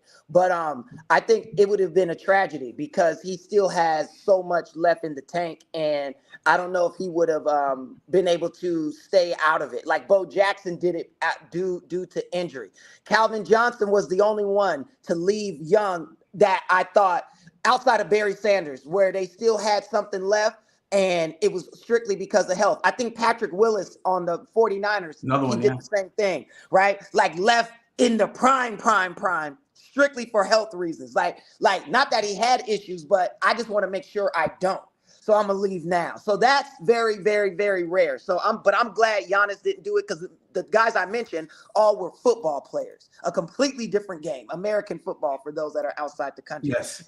So it's that's a little bit more, contact based than basketball. So the only thing I could say, either Giannis was, felt, what else can I do? I already did it. I'm good. Or frustrated that it's not happening the way that he wanted to. So, it's either that or he may think he's incredibly handsome and he could be a movie star. You know how people, hey man, you may be like, I'm trying to go to Hollywood. I don't think that's far-fetched, man. And I don't know if you mentioned it or not. Sorry, I was kind of dazed and confused. But did you mention Calvin Johnson too, the wide receiver? Yes. Oh, you did, yeah. Which was shocking to me. Like that kind of blew my mind, but understandably so. And I think maybe that was something that Giannis was going through. Was just starting to become more of a family guy, and he's really genuine about his commitments to charity and just like being a figure that is upstanding and genuine and somebody who can help. And I think, with the frustration, probably that came from the changes that were made in the team and maybe just not quite the caliber of effort was being put in by everybody since their championship. And such a daunting feat they had to bring a championship back to Milwaukee. I mean, it hasn't been done since like the 70s, and like the franchise is so different now. And it's also Milwaukee. I mean, you got a brother from Greece. He's playing in Milwaukee, so there's probably a lot. So maybe there was some frustration. So it's not completely surprising. Right. The name I'd love to hear was Barry Sanders, best football player I ever watched. Oh yeah. Best running back over time. I mean, listen, I loved Barry and absolutely, but I wish to goodness, I wish Bo did not get hurt on that one. Oh, he would have been the best. What would Bo Jackson have been? I remember Bo Knows campaign. Yeah. I remember the game that they were selling. It had two sides. It was baseball and then football that you could flip and play, and you were always Bo Jackson. I remember the most unstoppable player in Tecmo Bowl history, Bo Jackson on the Raiders, right? Like it was crazy. It was him, Lawrence Taylor on the Giants, my boy. Ronnie Lott on the Niners, like Paul Mecklenburg on the Denver Broncos. Oh, There were certain players that were super fast. Like Jim Kelly, I think might have been a good player too. Jim Kelly. Oh, Thurman man. Thomas. It was Thurman Thomas, yeah. Thurman Thomas, yeah. It was so cool. But anyway, that's my only thing. But Barry Sanders, I was like, no, and he could have absolutely had the rushing title without question. He just didn't want it. He was like, I'm cool. He's good. You know what? He's probably in better shape than most retired running backs at this stage in his life. So absolutely. God bless him for it, you know? Yeah. But all right, so what else we got? DeMarcus Cousins playing in Puerto Rico. Anybody care? No. Nope. Me neither. No. Cam Whitmore entering the NBA draft. Good to see another good player coming into the league. Maybe a little too early for him. I think maybe might have been better off staying another year in college. This is the thing, though, man. This is the thing. Let's touch on this for a hot minute. It's this whole one and done thing or 2 years. Like, man, remember the glory days of college ball? Remember the 3 and 4 years? Yeah, the Michigan and Michigan State rivalries, the Georgetowns, and I mean this is not new information, but it's the idea that these kids they play out their careers at least 3 seasons, and then when they come to the NBA, it's so much easier to know the make or break. It's so much easier to figure out who's really down. But what's happening is we're getting this influx of these kids that'll play a year, they get a taste of fame because they've either led their team or they've gone on deep into March Madness. They bounce, make a commitment, they're going to bounce, and then they get drafted. And what happens? Man, more than half of them, I'd say probably 90% of them, just end up drowning. They just can't maintain they're not developed. Workload. Yeah, man, they're just not developed for it. It's a different style, different pace. So, I mean, I just think some of them should just stick around a little bit more. Look, hey, we should check out the WNBA. WNBA is coming to Toronto for the first time ever in a couple months. I got my ticket. But listen, those ladies are destroying. Their league is fantastic. It's growing rapidly. They stay and they finish out their college careers, and then they get drafted. Listen, they're mature, man, and the game is fast and it's furious, and I love it. I agree. And what's really here's the thing with the WNBA. Like what's sad is the best thing that ever happened for the WNBA was just this latest college females championship game. Yeah. That's the most press ever for women basketball. Right? For 2 players that aren't even going to the WNBA next year. We have another year of them. That's what's crazy. But I will definitely say this. It's really hard for a kid who grew up without anything really, knowing the league was the lottery for them.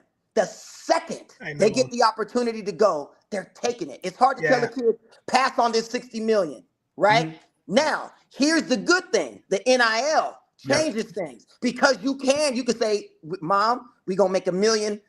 I want to stay for a couple years. We'll make $1 million a year off my likeness, which is huge.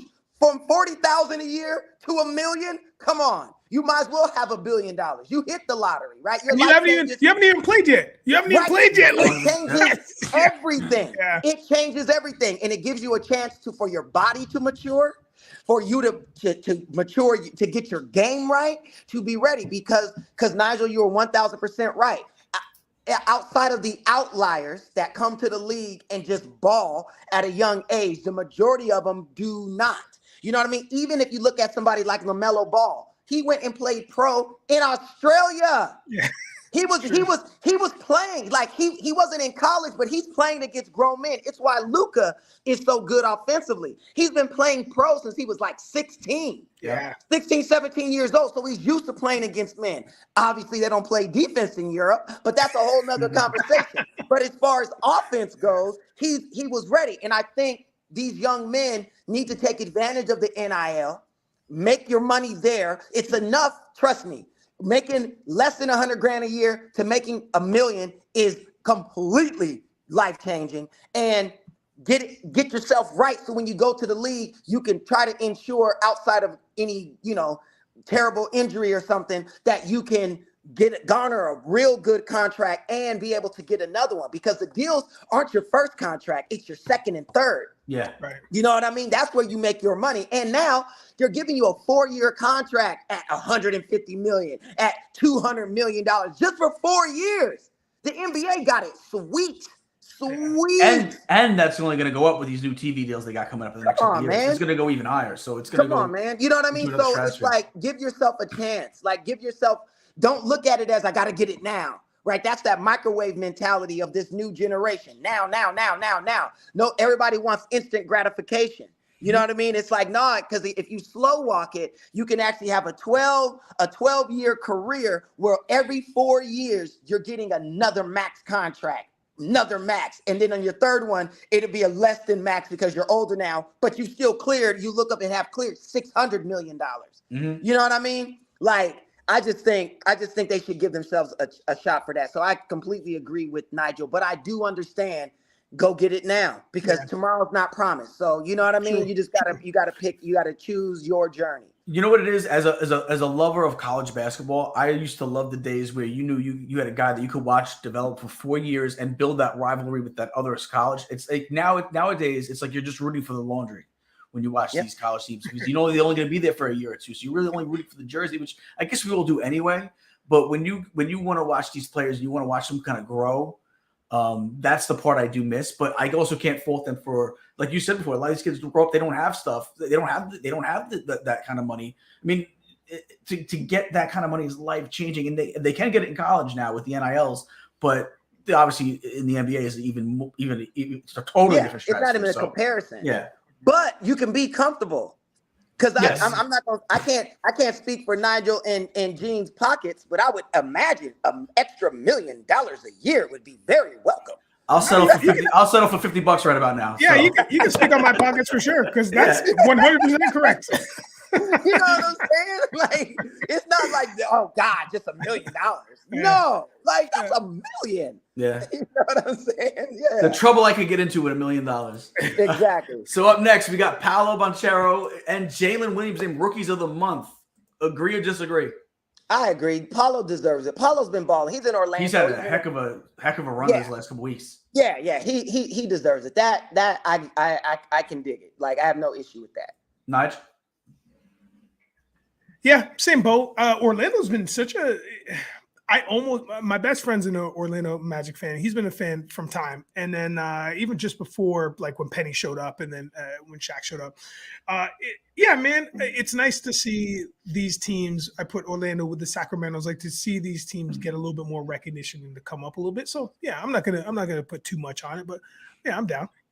I think they have a nice young squad. I think they add a couple more pieces, and they might not have a star there, but they'll be deep across the board, I think. Like almost like how the way Toronto's built now. Maybe not a star there, but they're deep all the way across the board.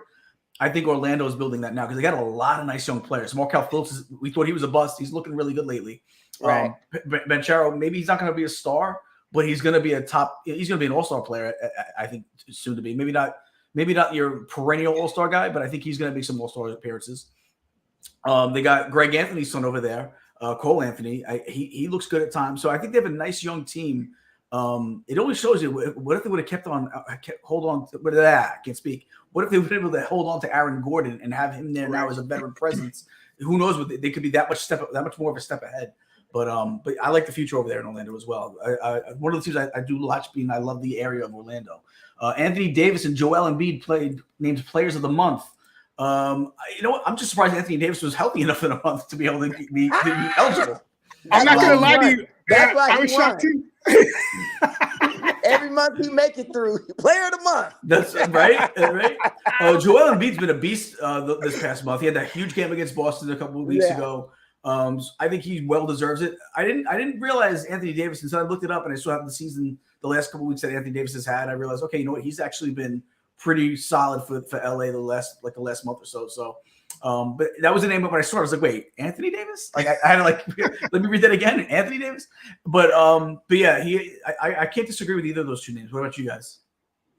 Yeah, I think it's great. Like I think Embiid definitely earned it and deserves it. I mean, come on, he's balling and arguably the MVP. I still think it's Giannis, but hey, I don't even get a vote, so it doesn't matter. So I think he more than deserves it. And again, I know we were joking, but in all seriousness, AD has been balling. Like he's been doing his thing. You know what I mean? Like 30 and 14 and all that kind of stuff. Like that's not easy to do. See, we think as fans, like we just get used to it, like, this and that, but he's still playing against the best players in the world doing it like that. He's dominating. So I think he more than deserves it as well. So I have no issue with either one of those. When healthy, possibly the best center on the court, Nige. Oh, without question. Well, oops, sorry. I didn't mean to curse. You good. I still think it's Giannis. I still would give Giannis the advantage over AD, even him being healthy. AD has a better jump shot. I'll give him that. Yeah. But Giannis is stronger defensively, and I think Giannis is just a little bit more dynamic. And what I mean by that is he can run the ball up the floor. He can actually play your point and dish it, right? Yeah. AD is less likely to do that. You know what I mean? But AD has a better shot from deep. He could shoot better than Giannis. You know what I mean? So there's give and take. He's more finesse, but I would still say Giannis, when healthy, the best player in the league and absolutely the best center. And but AD is definitely in the top 5. I mean, you got to go Giannis, not in any order, but Giannis, Embiid, AD, Jokic, and then like the next one. I don't know, but those 4. So I'm gonna just leave it at 4. Like, because I think they're like they're right there. I like Ayton and Phoenix. What about Towns? I mean? So but that that's what I'd say. Cool. All right, Nige.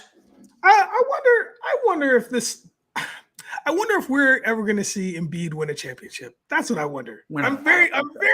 So the reason why I'm saying that is because my train of thought was, great, he wins Rookie of the Month, cool, or he wins Player of the Month, fantastic. And I'm like, he better hold on to those trophies because I don't know if he's actually gonna get a chip.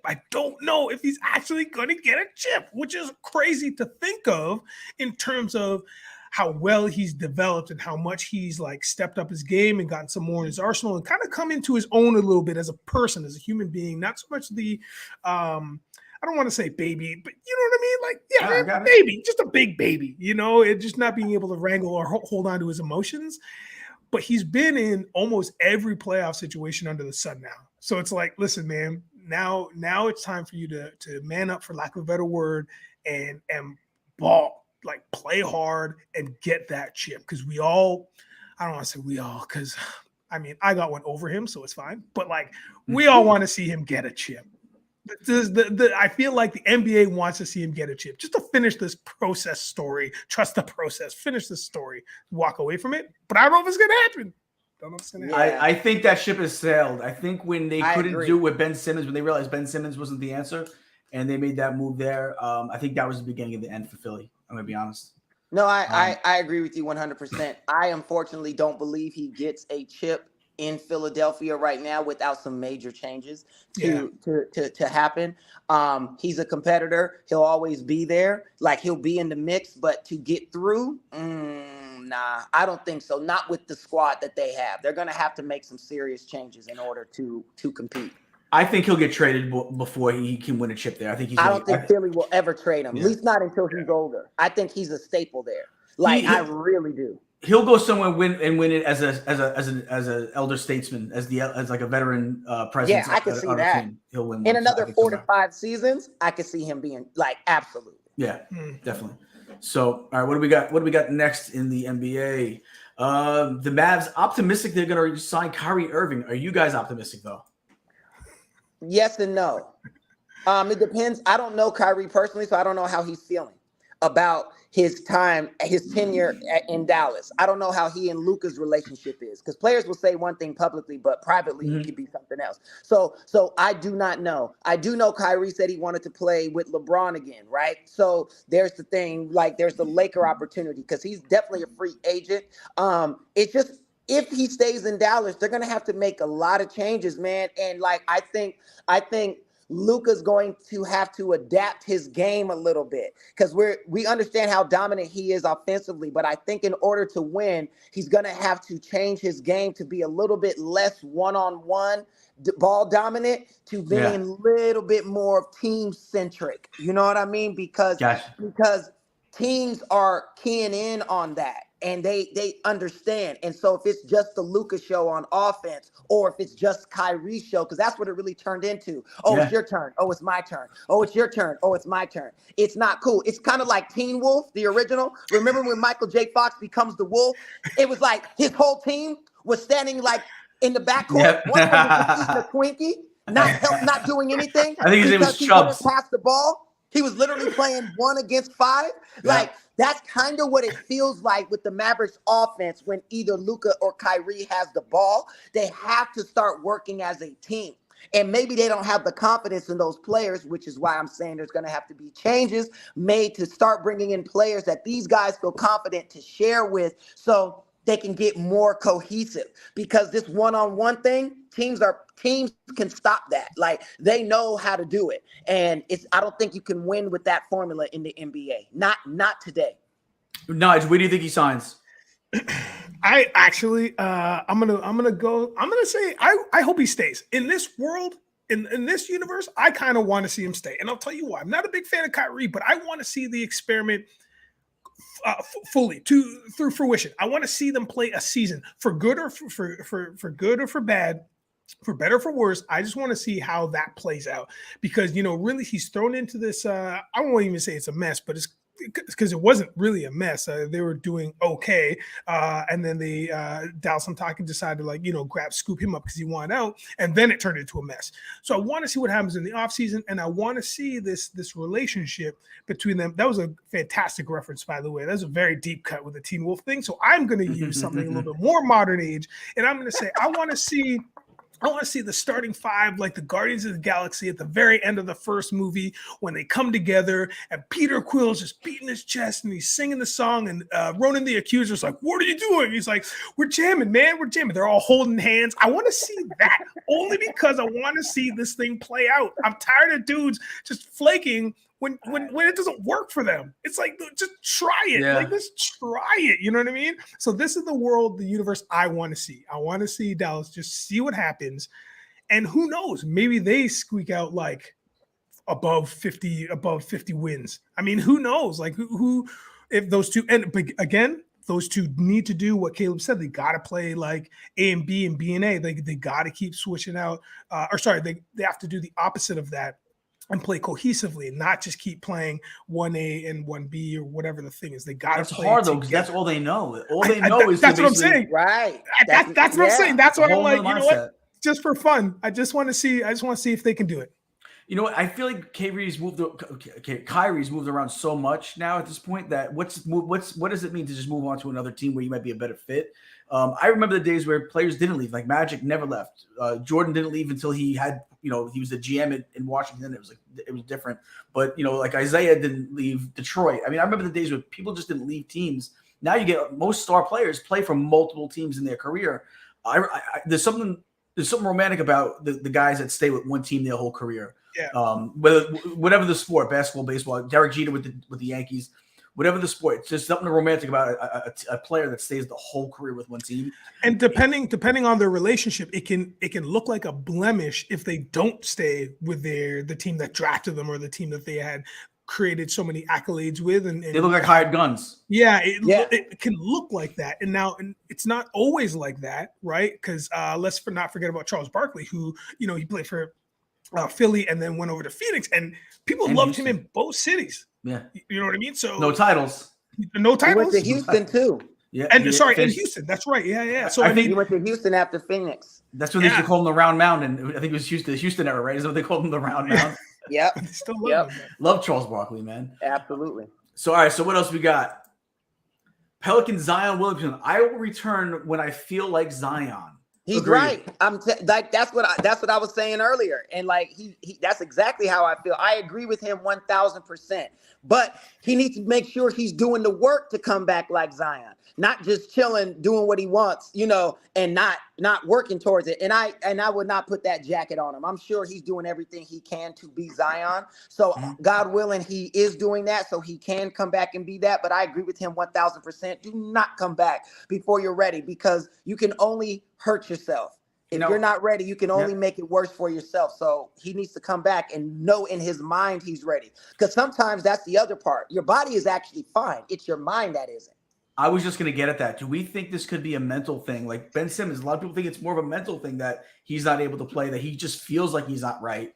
I'm not saying that this is what it is. I'm saying, could this be almost something similar, that he's just, not that he's dragging it out, not that he's milking it. Nobody's saying that. I'm sure he wants to be on the court, but when your mind is so when your mind is so strong, and it can make you feel things, and it can maybe. Do we think it could possibly make him feel like he's just not at that point where he can play, but meanwhile he might be able to? Yeah, absolutely. I mean, I touched on that earlier. I think he's now in a state where, his body is probably in very good condition, but it's this mental hurdle of all the things around him. Like who knows what his team is up to. I don't mean the Pelicans. I mean his squad, like his boys or his family, like people that are around him, or even the news outlets down there in New Orleans. Who knows what that kind of impact those words or those presence are having on him to get onto the court. And then it just kind of unravels. It just kind of becomes one day after another. Next thing you know, it's a week. Next thing you know, it's 3 weeks. Next thing you know, it's 6. And he could be just playing this mental game with himself. But again, we don't know him. I don't know him, so I can't say what it is, but I think what it is. But I think that statement alone, I'll come back when I feel like coming back, when I feel like Zion again. I mean, that really says it there. I mean, that's the proof in the pudding for me. There you go. Yep. And I will definitely just say, a wise man once said, the man who says he can and the man who says he can't are both usually right. So 100%. Yeah, there it is. All right, last piece of NBA news today. Rockets set to interview Kenny Atkinson and Adrian Griffin for the head coaching vacancy. I think both are good quality head coaches. I think Atkinson got a raw deal with Brooklyn. I think it was Kyrie and KD came here and they just didn't want to play for him. He built it without those two stars there. He took a team that nobody expected anything from, and he made them a playoff team. Kenny Atkinson. I think he's a very underrated coach. I think he's a very underappreciated coach, and I think it would do well for the Houston Rockets to snatch him up and make him their head coach there. I think he's one of these guys that's proven he could do it with a lesser roster. You give him some star players, and I love what some of the stuff that the Rockets do with Jalen Green, some of the young talent they got there. What do you think, Caleb? Oh, I agree. I think you absolutely need to give him a shot. And here's what I'll say: let him pick the groceries. Yes, let him do the shopping. Because you guys see, that's what I hate what teams do to coaches in all the sports. They bring you in and want you to make a lasagna without no ingredients. It reminds me of Nacho Libre when Jack Black says they want me to make breakfast every day, but they don't give me money for the ingredients. You know what I'm saying? Yeah. Let him pick the groceries and let him cook, right? Mm-hmm. Don't send him groceries that he didn't buy and then expect this great lasagna, because what you're going to get is a casserole that's everything just thrown in and throw some cheese and hopefully it tastes good. You know, it's like brown gravy instead of tomato sauce. Right. Give the man a shot. Give the man a shot, because what's going to happen is if it doesn't work, the coach gets killed.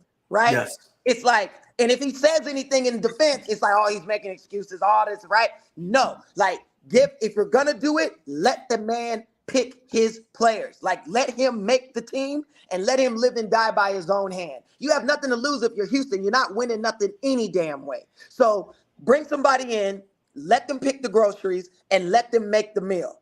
Right. And live and die with that. I just think, bringing in people as a Band-Aid and scapegoats is the wrong way to go. You know what I mean? So that's what I would say. Nige, who do you like better? Do you like Atkinson or do you like Griffin better? Well, you know what? I'm going to throw another coach in the mix, and this pains my heart to say this. Nick Nurse. Here's the thing. Upon a very quick Google search, just now, as Caleb was dropping some very great points, I came across a couple articles that said not only are the Houston Rockets targeting or thinking about interviewing the Raptors assistant coach, Adrian Griffin, they may also try and tap in to Nick Nurse, depending on how his relationship ends this season with the Raps. He might bounce. They might let him go. I don't know. Again, it's been a little tumultuous is the wrong word, but it's been a mixed bag for the Raptors this season. And nobody's been able to really pinpoint what has been the cause of a team that didn't really quite live up to the standards, but also live up to a shocking standard, which they did again last year when they were like, no, man, we're still good. We're still a team to mess with, and they're always in the mix. So who knows? Now, whether there's truth to any of that, I don't know. But that's what I want to put. That's my my contribution to this coach talk. And it's Houston, man. Like you said, like if you're gonna let him cook, give the guy grocery money, man. Give him grocery money. Let him go to the local. I mean, CVS isn't where you want to shop for groceries, but I mean, if he's got to make a quick run to the the CVS, then let the guy do his thing. And I'd love to see the Rockets turn around. They have a rich history, man. They've been through a bunch of finals. They have a bunch of championships. They have a rich history, man. I'd love to see them be able to turn that franchise around. They beat my Knicks back in '94, and that one hurt with the Akeem the Dream, and those guards that just crushed my team. But I'd love to see them turn that franchise around. Like I said, they have some nice young players. They had Jalen Green. I think is a nice young player. I don't know if he's a star in the making, but he's a nice young player. I'd like to see them turn that around, and I think any one of those three guys, you're in good hands. Correct? Yes. So, all right, what else we got? Let's move over to let's talk a little the MTV TV Movie Awards.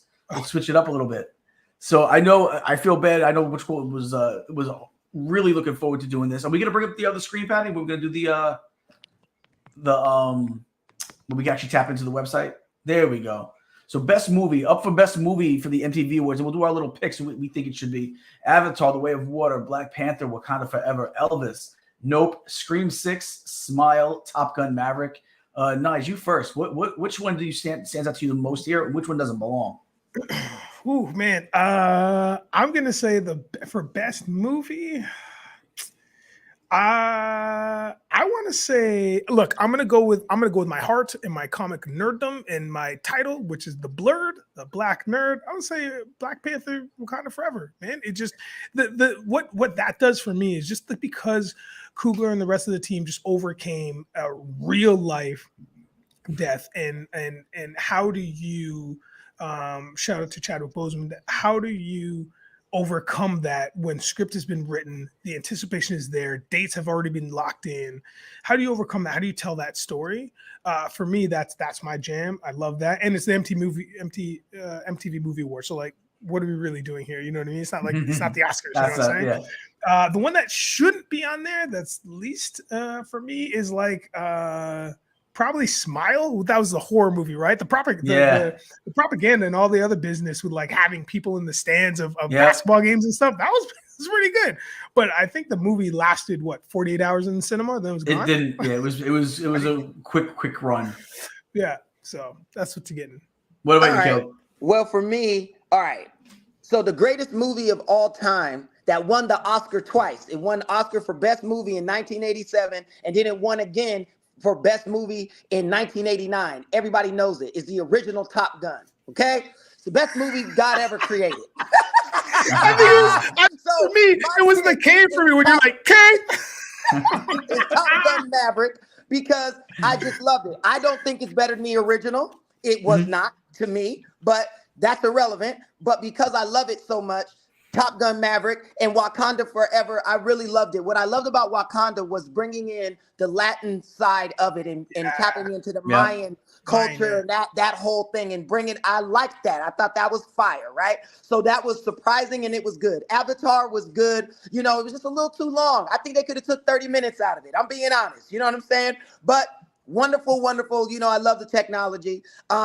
What I would say, what to me shouldn't be on there, well, I guess because it's MTV and it's music, I guess it makes sense, but it's a stretch, is the Elvis thing. It doesn't feel youth like a kid thing. Smile, even though it didn't work, feels more zeitgeisty, young, youthful sort of thing, right? So I would pick Elvis in that, but I understand because it's MTV and it's music. But my pick would be Top Gun Maverick. Shout out to Tom Cruise, one of the nicest guys you will ever meet. He's another one like a Taylor Swift who is huge and is the most down-to-earth, present, genuine person you'll ever meet. Shout out to TC.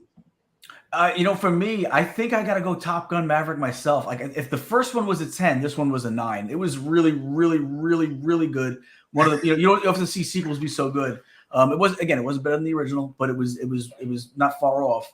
I would say Scream just feels like an MTV movie, doesn't it? Oh, yeah, big time. And that's why it's there. But if I was to take something out, it'd probably be Scream and Smile. Avatar was fantastic, but I agree, a little too long. But for what you did have, it worked. Black Panther, another one where the sequel was just as good as the first one. Maybe not quite as good as the first one, but not far off from the first one, from the original. Nope was fantastic. Elvis was good. I don't know. I don't think Elvis is in the same category, but I don't have a problem with it being in the nominations. I think it has no shot at winning. But also, and again, Nope, I think it was really, really good. And I can see why that's being nominated. But I got to imagine it's got to be Top Gun Maverick. It feels like it's just a year for Top Gun Maverick. So let's go. Yeah. Let's go to the next one, Patty. Best show. All right. So best show, we got Stranger Things, The Last of Us, The White Lotus, Wednesday, Wolfpack, Yellowstone, and Yellow Jackets. Okay, we'll start with you. Which one do you think wins? Which one you got to go? Well, right now I'm extremely disappointed, angry, jealous, and I don't like it. It makes my stomach hurt, and now I can't eat my lunch. So, because there's no Cobra Kai. How in the halibut is Cobra Kai not nominated? Are you kidding me? You talk about kids? You talk about, we're right there with Wednesday. That's MTV generation. We are right there with Wednesday and Stranger Things, and I know for a fact because I have the list of the top viewed Netflix shows in the history of Netflix, and Cobra Kai is number 4. Okay, so for us to not even be there is disrespectful, and I'm angry. But since I have to do this, I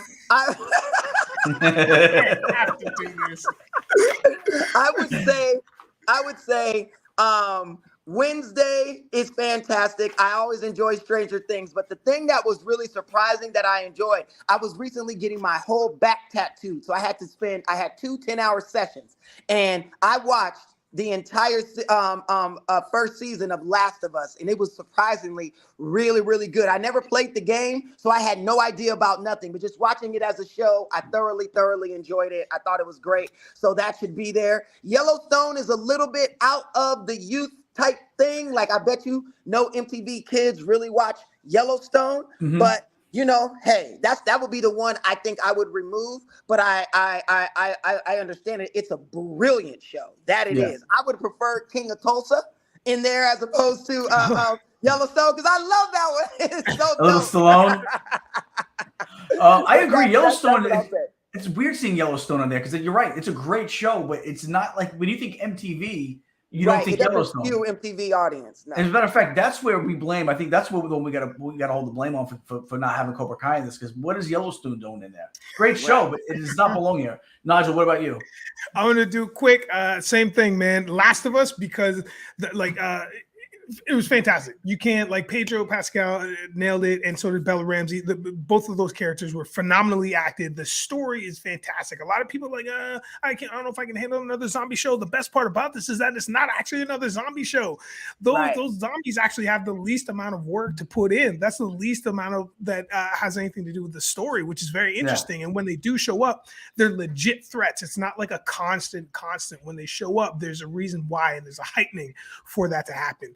So, and what I also love about it is it wasn't as polarizing as I thought it was going to be, because I've played some of the game. I haven't finished it, but I played some of the game.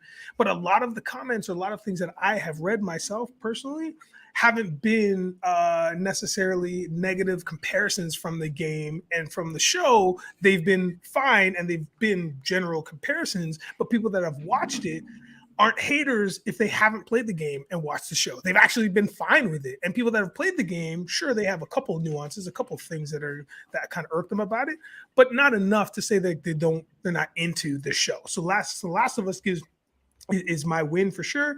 My lose here is for sure Yellowstone. That makes no sense. We've already talked about it. I will say, if you have watched Succession, it's like watching Succession on horses. Yes, exactly. That's actually a great analogy. That's exactly what it is. It's just a family drama, and I'm not even going to go into it, but it's just a lot of horses. Really fun show, and I get it. I get why Middle America loves this show. I get it, but it doesn't. MTV Awards, what are we doing? Yeah, it doesn't make any sense there. I think you know what? I got to go with the old fan favorite, man. Stranger Things to me was have had a fantastic season. I got to put Stranger Things as my show to beat there. And Yellowstone, if it wasn't an MTV Movie Awards, if we were talking the Emmys, Yellowstone should be in an Emmy talk every year, right? But that's the one I think I removed from this because it just doesn't make sense. It's the MTV Movie Awards. It's not. It's a great show. It's not cool. There's no cool factor to it. I love Kevin Costner, but it's not a cool show. It's a good show. But all right, so let's get over to the next one, Patty. Best performance in a movie: Austin Butler, Elvis; Florence Pugh, Don't Worry, Darling; Keke Palmer in Nope; Michael B. Jordan in Creed 3; Tom Cruise in Top Gun: Maverick. What do you got, Naj? I'll go quickly here because I actually haven't seen a couple of these flicks. So I'm probably gonna go with to keep. I'm gonna go with Tom Cruise. Probably gonna say Tom Cruise to keep for sure. And I mean, but I think Austin Butler, from what I've seen and what I've heard, destroys as Elvis. So he's spot on as Elvis. Yeah, so that's the thing, man. So I think it's between Austin and Tom for me. Yeah, they're all fantastic. In this one, I'm not going to take anybody away from this category. I'm going to let them live. I'm going to let them all live. Fair, because I agree. Yeah. Caleb, what about you? Yeah, I agree with Nigel. I'll leave everybody in. But who I think should win this, because I saw all these movies, Keke Palmer murdered it in Nope. She was phenomenal. She was funny. She could deliver emotion. She actually kept you locked in. She was the only character giving you emotion, like personality. Roller coaster, yeah. You know what I mean? Like, she was phenomenal. I think Keke deserves this one. Like, she murdered it. Do I think she will win? No. I think they're probably going to give it to Austin or to Tom, and both would be very deserving. But I think Keke murdered it. She killed it in Nope. She really did. Like, I think that's her breakout role, to be honest. Like, she killed it. Yeah, Nope was fantastic. And there was times she frustrated you, and you still rooted for it at the same time as she's frustrated you. You're still rooting for it because you're just like, don't do that. But fantastic. Yeah, it was a fantastic role. All right, best performance in the show, Patty. Aubrey Plaza, White Lotus; Christina Ricci in Yellow Jackets; Jenna Ortega in Wednesday; Riley Keough in Daisy; Jones in The Sixth; Sadie Sink in Stranger Things; and Selena Gomez in Only Murders in the Building. I'll be honest, I haven't seen some of these. I haven't seen Yellow Jackets, and I haven't seen Daisy Jones in The Sixth yet. I heard both are really fantastic shows. Caleb, what say you? For me, I'm gonna go with Jenna Ortega in Wednesday. Like, she surprised me. Like, she killed it. And the way that she portrays Wednesday, and then just how they recreated that world and changed the image of that character in the way where she's still the same Wednesday but different at the same time. Mm-hmm. I just thought it was brilliant. So I'm gonna have to roll with Jenna Ortega on this one. All these actresses are great. I thought Aubrey Plaza was phenomenal. I think she's a great actress. I really like her a lot. But I think what Jenna was able to do with the character that we've only seen Christina Ricci play, and a lot of people don't know that, aging myself again, but I think she was Jenna killed it, and she deserves it. What about you, Naj? Yeah, man, I'm gonna say literally the exact same thing. It just, Jenna Ortega just was phenomenal to watch. Her take on Wednesday was brilliant, and I loved the show. And it was just enough fun and just enough pop, and then just enough drama and just enough light horror, if you will. That it was a nice watch, and it kept me motivated. And I'm also going to give a huge shout out to Aubrey Plaza. I haven't watched The White Lotus, shame on me, but I have watched a movie that she's in called Emily the Criminal. If you haven't watched that, it's on Netflix. At least it is here in Canada. It's came out last year, 2022. You will be shocked. It is nice. It is just a very grounded movie. It's an hour and 30, I believe, so 90 minutes, a little over 90 minutes. Man, it is a lot of, it's intense and it's tense, but it's a good movie. So Check it out. What is it called again? Emily the Criminal. Okay. Yeah. All right. Let's. Oh, my pick on that. You know what? Jenna Ortega. I have a hard time picking this because I'm stuck between Jenna Ortega and Selena Gomez and Only Murders in the Building, and I don't know if it's because I like that show better, and that's why I'm kind of picking Selena. I don't know if I'm thinking with my heart on because I love that role and I love that show maybe more than I liked Wednesday. But I think when I'm really looking at who did the better acting in that, I think I have to go Jenna Ortega and move with you guys at that point. But I do love that Selena Gomez role. All right, best hero. All right, we got Diego Luna, Andor, Jenna Ortega, Wednesday, Paul Rudd, Ant-Man and the Wasp, Quantumania, Pedro Pascal, The Last of Us, Tom Cruise, Top Gun Maverick. I feel like Pedro Pascal could have been nominated for a few roles in this category. Caleb, what do you got? I'm going to have to go with Pedro in this one. Like, the level of acting that he delivered in this, like, again, that's why you got to be careful with these things. Like, keep it consistent, like keep it in the genre, in the worlds that you're dealing with, because you're bringing in. He could get nominated for an Emmy for Best Actor for that. Like, he is delivering. This is real acting you're dealing with there. So to me, he wins this leaps and bounds over everyone because it's the content that he has. He got real meat to deliver. You know what I mean? And I think he did phenomenal in that. So he would win this, in my opinion. Like, I mean, he's leaps and bounds over everybody else in as far as acting goes in this category. Nigel? If we're going by definition of hero, it's Paul Rudd, but we're not. What's happened here is we have two anti-heroes. You have hero, but / anti-heroes. And those anti-heroes are Diego Luna for Andor and Pedro Pascal for The Last of Us. The reason why I call them anti-heroes is because they make some really bad decisions, very poor decisions that lead these characters to make these choices that forward the story and the plot. But not only that, they are affected. There's consequences by these decisions. So with that being said, it's Pedro. There's no doubt about it. Again, everything Caleb said, and on top of that, the just the decisions that this character makes can be brutal, and his actions are they're very questionable. But sometimes he has to do what he has to do. Watch the show, you'll understand what I'm saying. Pedro gets the win here. There you go. I think I go with Pedro Pascal too. And you know what? I'd be surprised if he loses this award. It's not just me rooting for him. Who's had a bigger year than him with everything he's done between the Mandalorian, between this, even had a big SNL, guest appearance on big, on SNL. So I mean, he's had a huge year, man. I'd be super surprised if it's not him, just because of the year he's had, not even just for the show, but just the year he's had. All right, let's go to villain. All right, Elizabeth Olsen, Doctor Strange in the Multiverse of Madness. That's a mouthful. Harry Styles, Don't Worry, Darling. Jamie Campbell, Bauer in Stranger Things. Megan in Megan, who's not even a real person. And the Bear in Cocaine Bear, who's not even a real person. Nigel, who's winning this one? This is a great category, man. I love that Megan the doll and the bear, who's just a bear, are in this category. I think that's phenomenal. As dastardly as the bear is and as horrifying as Megan is, I think the winner of this one is Elizabeth Olsen. The reason why I'm going to give you that is because, listen, spoiler alert, if you haven't seen it by now, that's on you. Yeah, by now you guys have seen it. Yeah. She single-handedly takes out Professor X, Mr. Fantastic, their universes, Captain Marvel, and Captain Britain, which is Captain Carter, like single-handedly by herself. And these are some of the top heroes in that Marvel universe. And it was tough to watch. And in the Black Bolt, it was very tough to watch.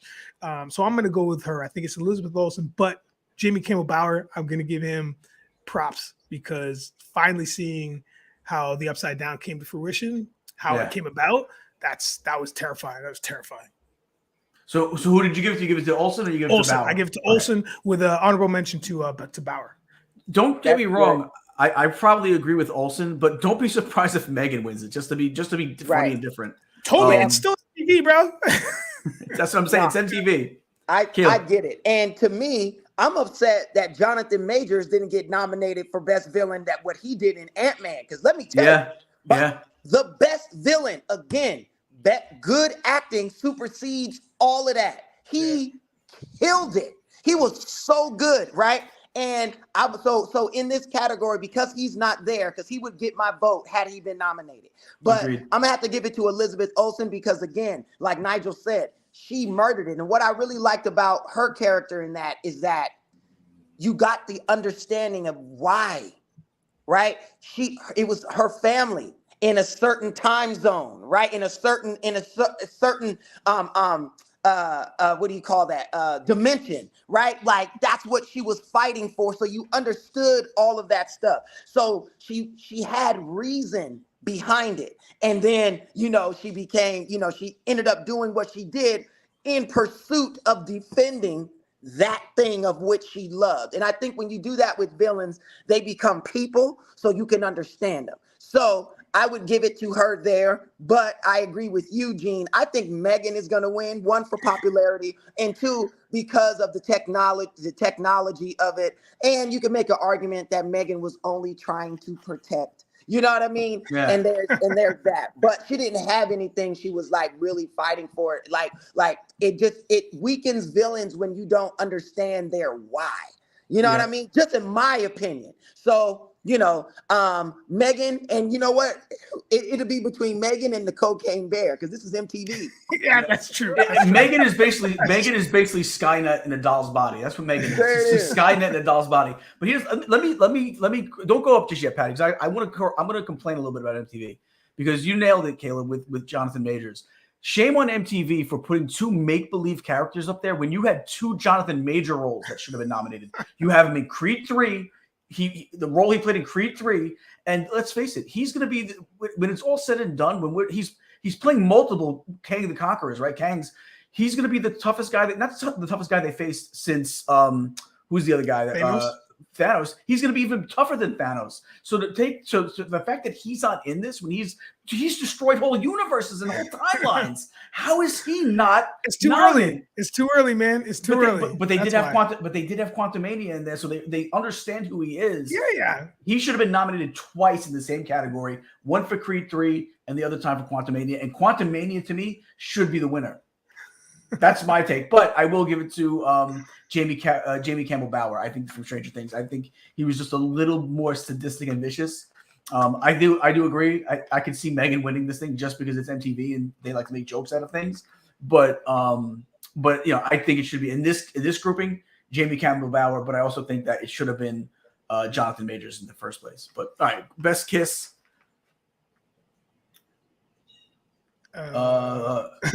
I don't even know who. I don't know who are they? Anna Torv and Philip Peugeot. I'm not sure who they are on the list of us. Does anybody else know? No. I don't know the actor. And I apologize to the actresses and the actor in this. I just don't know their names. But okay, so that's them there. Harry Styles and David Dawson in My Policeman. Madison Bailey and Rudy Pankow in Outer Banks. Riley Keough and Sam Claflin in Daisy Jones and the Six. Selena Gomez and Cara Delevingne in Only Murders in the Building. To be honest with you, that's a tough category for me to say what was best kiss. I gloss over that kind of stuff. I don't know. Is it just me? Is this not a dumb category? Yeah. It's a dumb category. Yeah. And you see, and you know what, and there's nothing wrong with it, but you could see MTV trying to be like uber progressive with the picks. You know what I'm saying? Like they're trying to be over progressive. And I get it. They might very well be worthy of it, but like, you know what I'm saying? Like, I feel like they did it. Like, even if it wasn't it should have been there. They're going to put it there. So I think overly progressive. I don't even know which one to pick. I remember seeing a bunch of these. I just don't really. To me, I'm like, all right, they kissed. I guess. All right, I'll jump in because I'll tell you, I like this category. I like best kiss category. Yeah, because it's MTV, man. Like, what are we even doing here? It's MTV, bro. Like, there should be best weapon. There should be a category that's just best weapon. You know what I mean? Like, it is what it is, and it's the whole thing's a big party. Have you ever watched the show? It's just a big party, loud costumes or loud outfits. It's fantastic. It is what it is. You know exactly what you're getting. So for me, it's going to be Selena Gomez and Cara. I think it's Cara. I think you're right. Cara, yeah. And I think they're kissing only Murders in the Building. If you haven't watched that show, please watch it. 2 seasons around. Show. Only Murders in the Building. It's on Apple TV Plus. It's fantastic. Or Disney Plus. Hulu. Oh, and you know, in Canada, it's Disney Plus in Canada. It's Hulu in America. Sorry, right. Anyways, watch Only Murders in the Building. So Selena and this girl, they have this This they have this fantastic kiss because there's something going on there, but she plays a very important character to the storyline. Cara does. So those are my two for sure. That's a great show. Yeah, I don't even have an answer for this one just because nothing sticks out to me where I'll be honest, I don't even remember. I remember them kissing. I don't remember what it looked like. So we'll skip that one. Nige gave his pick. Caleb, you got a pick or no? No, I don't. We can pass. All right. Comedic performance: Adam Sandler in Murder Mystery 2, Dylan O'Brien in Not Okay, Jennifer Coolidge in Shotgun Wedding, Keke Palmer in Nope, and Katrina Johnson in Abbott Elementary. I go Abbott Elementary for me. That's what I think one of the best new shows on TV. Here's what we do need is a little Nigel Downer in Ghost. Where's that? Nice. Yeah, I mean, like, what's up, man? You want to talk about beefs? Like, I've been on TV. I'm on TV. Like, just throw me in the category, man. Damn. So that one missing. What do you go with, Nige? I'm going with Quinta Brunson for sure. Caleb? Yeah, and just to give a different side, I think absolutely, like, Abbott Elementary is phenomenal. But since you guys both went there, I think I'm gonna do the Jennifer Coolidge. I love her. I think she is phenomenal. I think she's hilarious. So I think she has a really good shot. So I'd go Quinta Brunson first and Keke Palmer second. I think Keke Palmer, we talked about it before. She's funny and she's frustrating at the same time. Right. So I think she did a great job. Her role has so many different layers, and again, multiple layers in the same scene. So I thought her performance was fantastic. All right, so let's move down. Breakthrough performance: Bad Bunny, Bullet Train. Shout out to Dom Lewis, who did the music on Bullet Train. Bella Ramsey in The Last of Us. Emma D'Arcy in House of Dragons. Joseph Quinn in Stranger Things. Rachel Senna in Bodies. I don't know that show, so I don't have anything to say on that. I would go with Bad Bunny on this because I really did enjoy that movie. And you know what? Actually, I'm gonna knock that. Bella Ramsey. I think I go with Bella Ramsey. What about you, Caleb? So for me, I got to give a shout out to Benny. Shout out to Bad Bunny. That's my man right there. I'm a huge fan of Bad Bunny. I love his music. I think he's great. I thought his performance was great. But like, Breakout for me isn't majority action sequences and small like stuff. And I understand there was a language barrier and all of that, right? So I think he will get that eventually, especially if he continues. But for me, I want to go with Emma, right? In the House of Dragon. Let me tell you, like, she's playing multiple ages where she's young and then getting then older and all of that. Like it is a tour. It is a tour de France to speak of her acting. Like, she is in it, and I'm a big fan of the show. So I'm gonna go with Emma in this one. I think she's doing a phenomenal job. All right, Nige. Yeah, I'll piggyback off the accolades, the shout out to Emma D'Arcy for sure, but I'm going to give it to Bella Ramsey. There it is. Yeah, I thought she's fantastic. Especially she's so composed for such a young age too. Even in Game of Thrones, when she was in the role she played in Game of Thrones, another one, just a tough little cookie for her age. You know, so we're getting close to having the wrap up. So we'll do one more category. Let's do the best fight category, and then we'll call it an episode there. All right, so we got Brad Pitt versus Bad Bunny in Bullet Train. We got Courtney Cox versus Ghostface in Scream 6. Jamie Campbell Bowers versus Millie Bobby Brown in Stranger Things. Keanu Reeves versus everybody in John Wick 4. And Escape from what is that? Narkina 5. Narkina 5. Yeah. Narkina 5. Andor. Nigel, you go first. What you got? Sure. First of all, shout out to this whole category because these are some wicked battles. Like, these are a lot of fun right here. So this is very hard for me because I like them all in their own right. I mean, I'm going to tell you what's going to win. It's going to be John Wick versus everyone. There's no doubt. If that's the title of the nomination, like Keanu Reeves versus everyone, what is that? How do you even beat that? You know what I mean?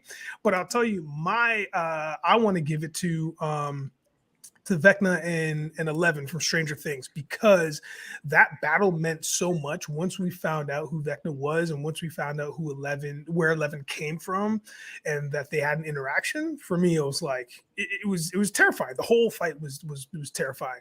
So I'm gonna give it to the Stranger Things crew. Yeah. And I'll just have to say, I agree with you 100%, Nigel, about the reasoning behind your pick, but I'm going to go with what you said originally. It's John Wick versus everybody. And I'm going to say it is some of the most inventive killings you can ever see on screen. I mean, it's insane. And I've never seen anybody better with a pistol than probably Val Kilmer as Doc Holliday in Tombstone. What Keanu Reeves can do with that. And the only reason why I would give Doc Holliday in the same categories, because Doc did it with a 6-shooter, baby. He didn't have no Glock with 17 shots and all of that. You know what I mean? So I would give him that. But I just think that John Wick, it's a whole nother level. A whole nother level. So I got to go with John Wick in this one. I love the Vecna 11 battle because of what it meant, like you said, Nige. Right. But to me, there was no real, like, when I think of a best fight, I want to see some chemistry. I want to see almost be like a choreographed dance, and that's where I got to give it to either John Wick or Bullet Train. There was a lot of great fight scenes in John Wick, but also Bullet Train, another one, great fight scenes. And they also had, I'll give it to Bullet Train for this too. Not only were they good fight scenes, but they also had some little comedic relief during the fight. So this is a hard one for me to pick. Again, I love the Vecna 11 one, but it's hard. I think I gotta go tie, man, with Bullet Train and John Wick 4. I don't know which one to pick. I love them both. So I'm gonna call it a tie. I know it's copping out a little bit, but I love them both. I gotta give them the tie. So bring us on out, Pat. Put us to the big screen. So yeah, we're gonna call it there. We're running a little bit late. We're behind 2:00 already. So last words, Caleb. What's your last words for the day? Man, look, and I think we had a wonderful show today. I loved it. The 2 hours went by like that for me. It did. It was great. Didn't feel like a lot of dead time or nothing. Like we were rolling today. Yeah. So I enjoyed it. Great show, guys. Like, yes, loved it. Cool. Nigel, last words for the day. So much of the same, which is what I've been doing all day. And listen, man, it's been an absolute pleasure today. I think it was super fun for all those listeners. Thanks for listening. Thanks for tuning in for all those watchers. And you know what? Yep. Enjoy that weather. Get out there and enjoy the weather wherever you are. If you need to bundle up because it's minus degrees outside, expose no skin. No skin. Enjoy the weather, kids. And you know what? If you going out, man, you listen to us on your iPhone, man. You can listen to us. You don't have to just watch us. You can listen to us on all the streaming platforms.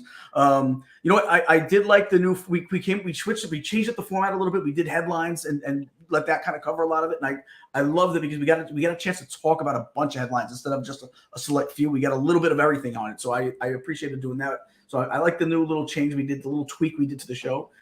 So that's my last words. Guys, thank you for Nigel, Caleb, and myself, Gene. You guys have a great today, a better tonight, and we will see you tomorrow. Yeah. Peace. That's the pop off for today, folks. Thank you to all of our listeners, as well as our producers, Patty Puddles and Fareed Kameo. And make sure you tune in tomorrow to hear what these hooligans will pop off about next.